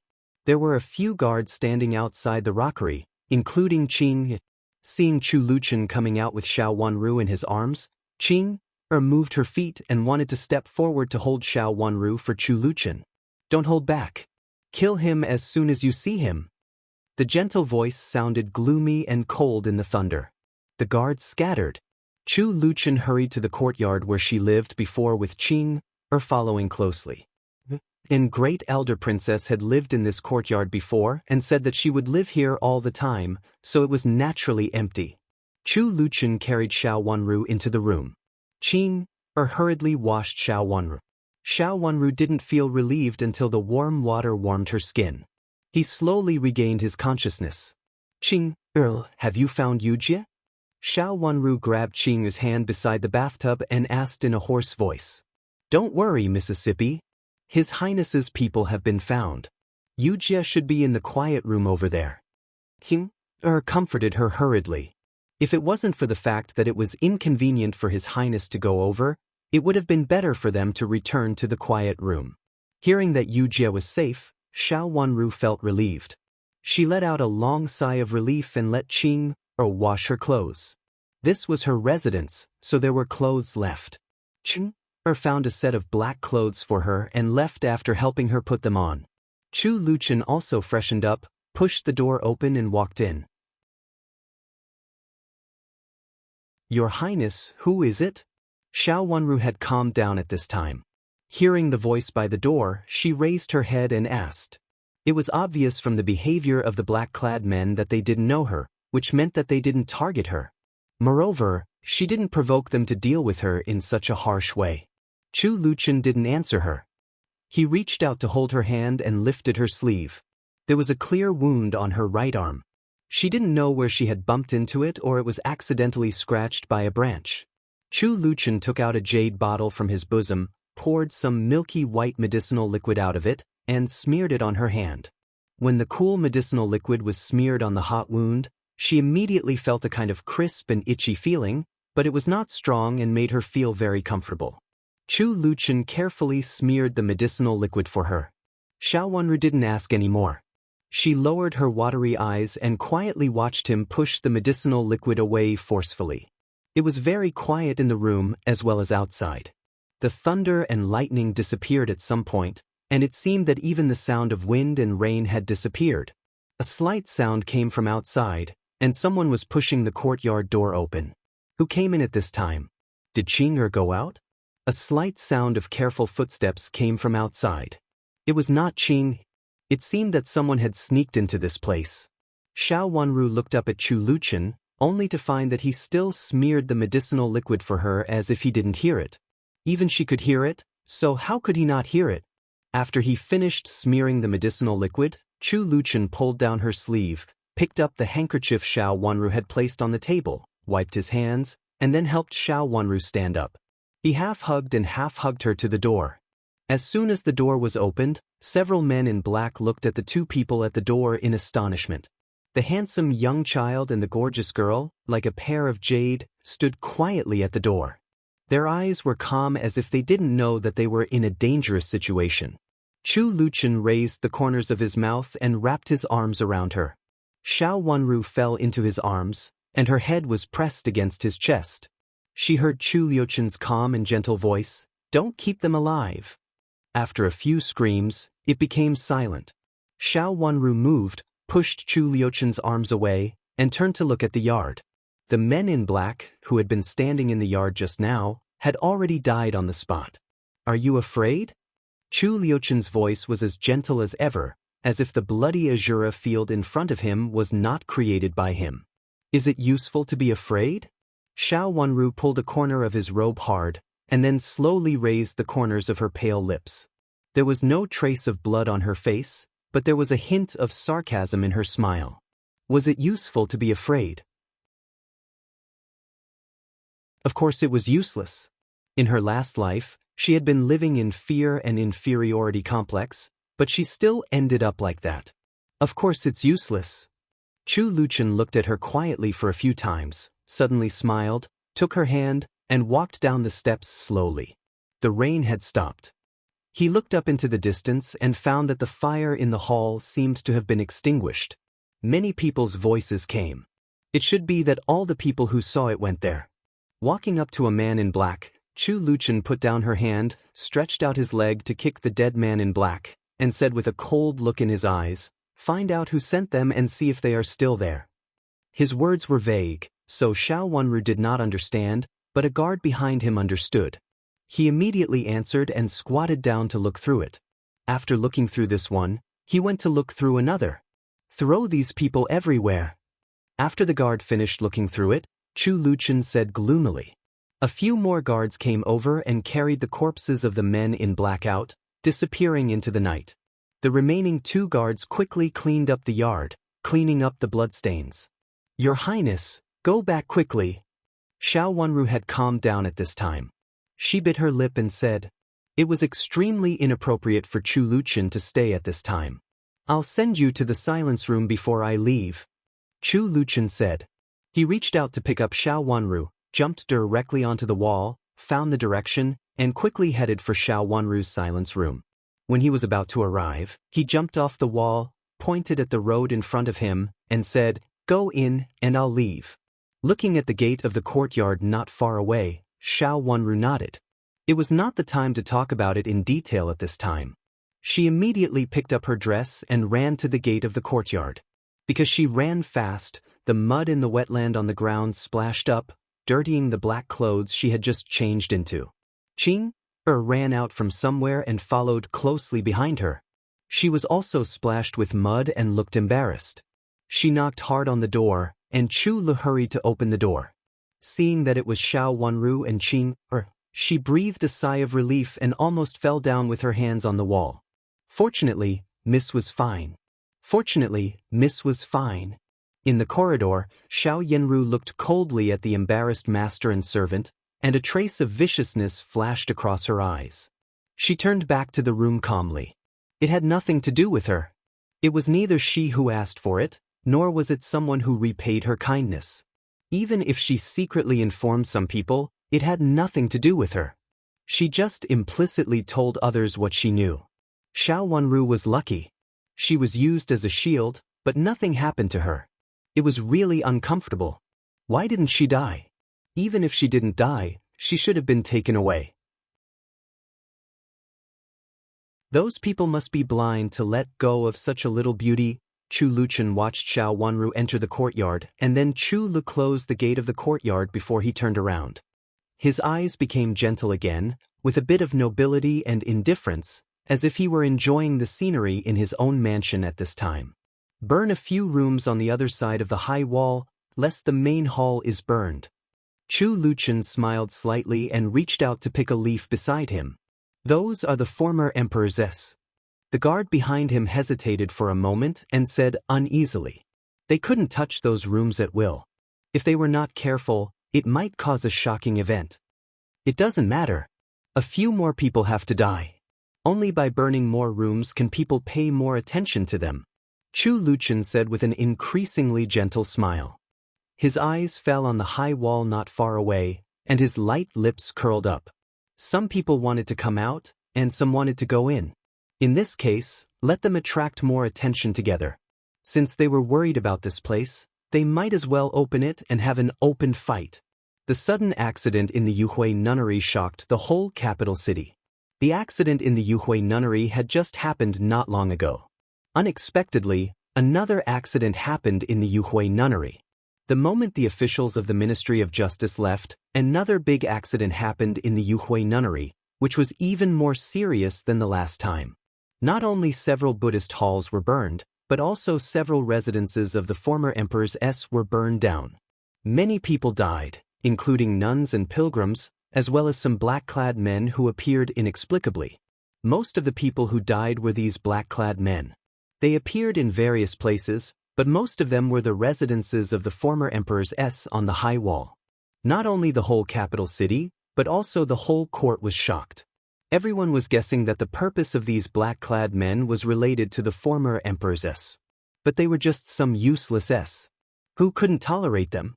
Could it be the emperor who sat high above? This made many people who were secretly guessing not dare to think further. They only felt that there must be something fishy about it.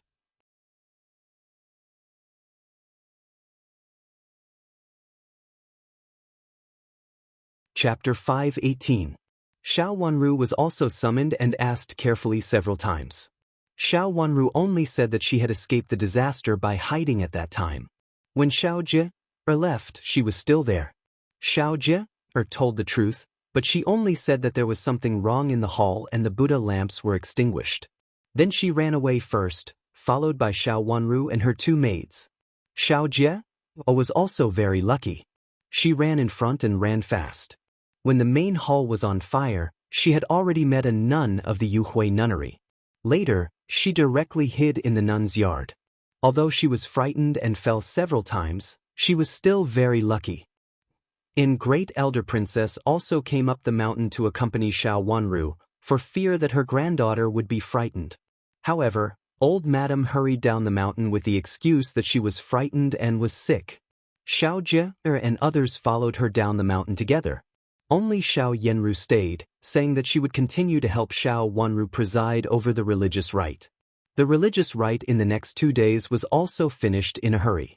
Pushun Nun was also frightened that day. It was said that a man in black broke into her meditation room and was stabbed in the arm. She was unable to continue the religious rite and asked her 2 disciples to support her. The entire Yuhui nunnery was under martial law. Except for old Madam of Duke Xing's mansion and her entourage, no one was allowed to go down the mountain. Moreover, no one was allowed to handle any affairs. The previous work was also finished hastily. The Buddha hall was suddenly on fire. It was thought that the hall was burned by the lightning and thunder in the heavens mansion. As for the reason that the Buddha lamps suddenly went out one by one, Xiao Jie said, of course, there was a reason. Naturally, it was raining and the wind was strong, which blew out the dim Buddha lamps. Of course, Xiao Wanru did not admit this view, but she acquiesced. Many people from the Ministry of Justice came and lived in a simple bamboo shed temporarily set up outside the Yuhui nunnery. There were nuns in the Yuhui nunnery, and there were some nuns with different identities. In addition, most of the pilgrims were also women, so it was not convenient for the people from the Ministry of Justice to live in the Yuhui nunnery directly. Some things that had been asked were asked again and again, except that it was inconvenient to ask too many questions because of their high status. Yu Jie, Chu Lu and Qing were also asked 3 or 4 times. The rest of the time, they followed Xiao Wanru to cultivate in the silence room. The entire Yuhui nunnery was tightly blocked. There was a rumor in the capital city that there was a descendant of the former emperor in the Yuhui nunnery and it was related to the former emperor's. It was said that the former emperor had more than Prince Jin. At that time, there was another who was also pregnant and seemed to be a few months younger than Prince Jin. It was only because Prince Chen's biological mother was the late empress that the child was saved. The other one was not so lucky. Later, she gave birth to a son and secretly sent him out of the palace. His mother was sent to the Yuhui nunnery to cultivate in seclusion as the son of the former emperor, who was sent out of the Imperial palace, secretly gathered some people who were loyal to the former emperor and prepared to go to the Yuhui nunnery to save his mother, which led to the tragedy of the Yuhui nunnery. However, there was another theory. It was said that the remnants of the previous dynasty had revived. The rebellion a few years ago was done by the remnants of the previous dynasty. At that time, they almost succeeded, But this time, it was the previous dynasty that had revived. Because of the previous Chaos Judgment incident, there were a lot of people who didn't believe this. It was chaotic outside, but the courtyard where Xiao Yanru and Xiao Wanru lived was relatively quiet. Except for someone coming to ask about them from time to time, the two of them had been cultivating quietly in the courtyard with their servant girls. "Miss, the first miss is here." Chu Lu came in to report. Although Xiao Wanru and Xiao Yanru lived in the same courtyard, they basically stayed in their own rooms and hardly went out. In Great Elder Princess came to visit Xiao Wanru, but no one came to visit Xiao Yanru. Xiao Yanru just stayed in her room all day. It was said that she was also frightened and was not in good health. "Invite her in." Chu Lu rolled her watery eyes with a smile. Her maternal grandma was still here just now. It was a coincidence that she came after leaving. Xiao Yanru came in with a slightly pale face and did not look very well. Xiao Wanru stood up to greet her. Then the two of them sat down casually on the mat with their legs crossed, and Yu Jie served tea. "Big sister, how are you?" Xiao Wanru looked at Xiao Yanru, who was not in good spirits, and asked. "Thank you for your concern, fifth sister. I'm okay." Xiao Yanru said in a hoarse voice and reached out to rub her forehead. She did not look good in any way. "Big sister, you'd better go down the mountain first. Father and mother's religious rites are over now. It's useless for you to stay here. You'd better go down the mountain to see a doctor." Xiao Wanru said softly. "The Ministry of Justice has opened the door for Grandma to go down the mountain before. If I go down the mountain now, I'll have to say it again. I'm really embarrassed." Xiao Yanru shook her head, raised her beautiful face, and forced a gentle smile. "I'm fine. I'll accompany you to chant scriptures here."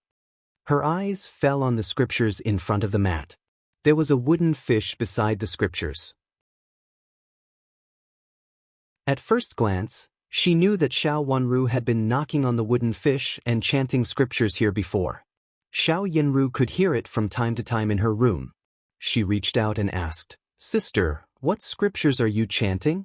"It's nothing special. It's just a scripture for expiating souls. I got it from Huiming Nun," Xiao Wanru said with a soft smile.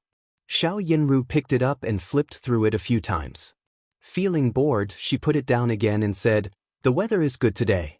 Fifth sister, can you accompany me for a walk?" After the lightning and thunder that day, the heat seemed to have subsided. In the past few days, it was not so hot even during the day. In particular, there was mountain wind on the mountain. It was indeed a good time to stroll. "Big sister, the Ministry of Justice doesn't allow us to walk freely." Xiao Wanru shook her head and refused. Now only and Great Elder Princess could walk freely in the nunnery, and it was because of her identity. Thinking of this, she suddenly had an idea and a trace of deepness appeared in her watery eyes. "Don't go far. Just walk over there. It's not bad because of the scenery there," Xiao Yanru suggested and reached out to rub her forehead again. It was obvious that she was very uncomfortable. "Okay, then I'll accompany you." Xiao Wanru thought for a while and agreed, although she was in a dilemma. The two of them walked out of the courtyard together with a servant girl. There was no one near the gate of the courtyard, but they saw people in the clothes of the Ministry of Justice not far away. Seeing the two misses of Duke Xing's mansion coming out, the people of the Ministry of Justice immediately disappeared. They should have gone to report it. Walking along the road casually, they came to the place where Chu Liuxin had seen the misses in the blind date. The scenery here was really good. There were mountains, rivers, and a few clumps of weeds growing randomly in the cracks of the stones. It was more natural and leisurely than those planted in other mansions. "Big sister, let's stay here. If we go on walking, the people of the Ministry of Justice will definitely come to stop us." Xiao Wanru stood still and looked up. There was a cliff at the top, and the trees on the mountain were verdant. It was an excellent place to enjoy the scenery. "It's okay. We won't go far. We'll just walk around nearby. Great Elder Princess is still here, so the Ministry of Justice will definitely not make things difficult for you." Xiao Yanru also looked at the hill above her head, narrowed her eyes, and said casually, "Then let's stay here, lest we have to borrow Grandma's power from me." Xiao Wanru shook her head and walked to an octagonal pavilion on the side. Yujie walked quickly into the pavilion first, wiped the fence on one side, and then stepped aside. Xiao Wanru came in and sat down leaning against the fence. Seeing Xiao Yenru's expression, Shuqi hurriedly came over and wiped the fence on the other side. Xiao Yenru also sat down. We won't go far. We just want to relax for a while. If you don't want to borrow Great Elder Princess's power, I'll do it. Xiao Yenru said with a smile in an amiable manner. Xiao Wanru sneered in her heart.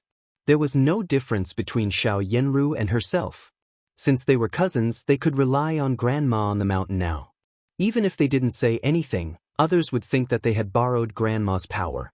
Now in the Yuhui nunnery, even the abbess was under surveillance and almost didn't walk outside. However, she and Xiao Yenru could come and go at will with Grandma's power. What would people think of Grandma? Although Grandma had a noble status, she actually didn't have any power. No, let's just sit here for a while. I've been tired recently. Xiao Wanru shook her head and refused softly. She also reached out to rub her forehead.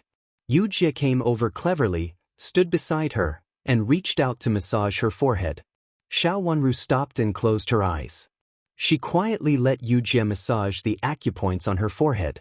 For a moment, it was quiet in the pavilion. Seeing that they began to massage quietly, Xiao Yenru showed a little annoyance in her eyes, but she soon hid it. Fifth sister, let me help you. As she spoke, she stood up and was about to walk to Yujie's position to massage Xiao Wanru's forehead for Yujie. Xiao Wanru suddenly opened her eyes and waved her hand. I don't dare to trouble you, big sister. Big sister, I'm really tired and have to go back to have a rest. If you feel well, you can enjoy the scenery here. She meant that she wanted to leave Xiao Yenru alone. Fifth sister, sit with me for a while. It's not convenient for me to sit here alone.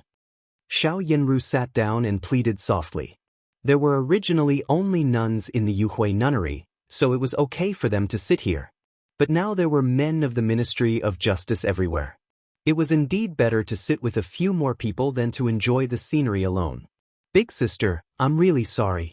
I'm really not feeling well, so I can't accompany you. Xiao Wanru stood up and bowed sideways to Xiao Yenru. Then she turned around and went back the way they came without looking at Xiao Yenru's expression. Behind her, Xiao Yenru's face turned pale with anger. If it weren't for her good self-restraint, she would have almost come over and pulled Xiao Wanru. Miss. Shuqi whispered behind her, asking her what to do next. Xiao Yenru suppressed the annoyance in her heart, clenched her fists hard, put them down slightly, stood up, and followed Xiao Wanru back. Without Xiao Wanru, it was useless for her to be here. You're tuning in to the Passion Pages YouTube channel. We're so grateful for your support, and don't forget to subscribe to join us on this incredible journey through captivating stories. Your generosity through donations truly makes a world of difference, as it's the primary source of revenue that allows me to expand and enhance this channel for you. Thank you from the bottom of my heart for being a part of this adventure.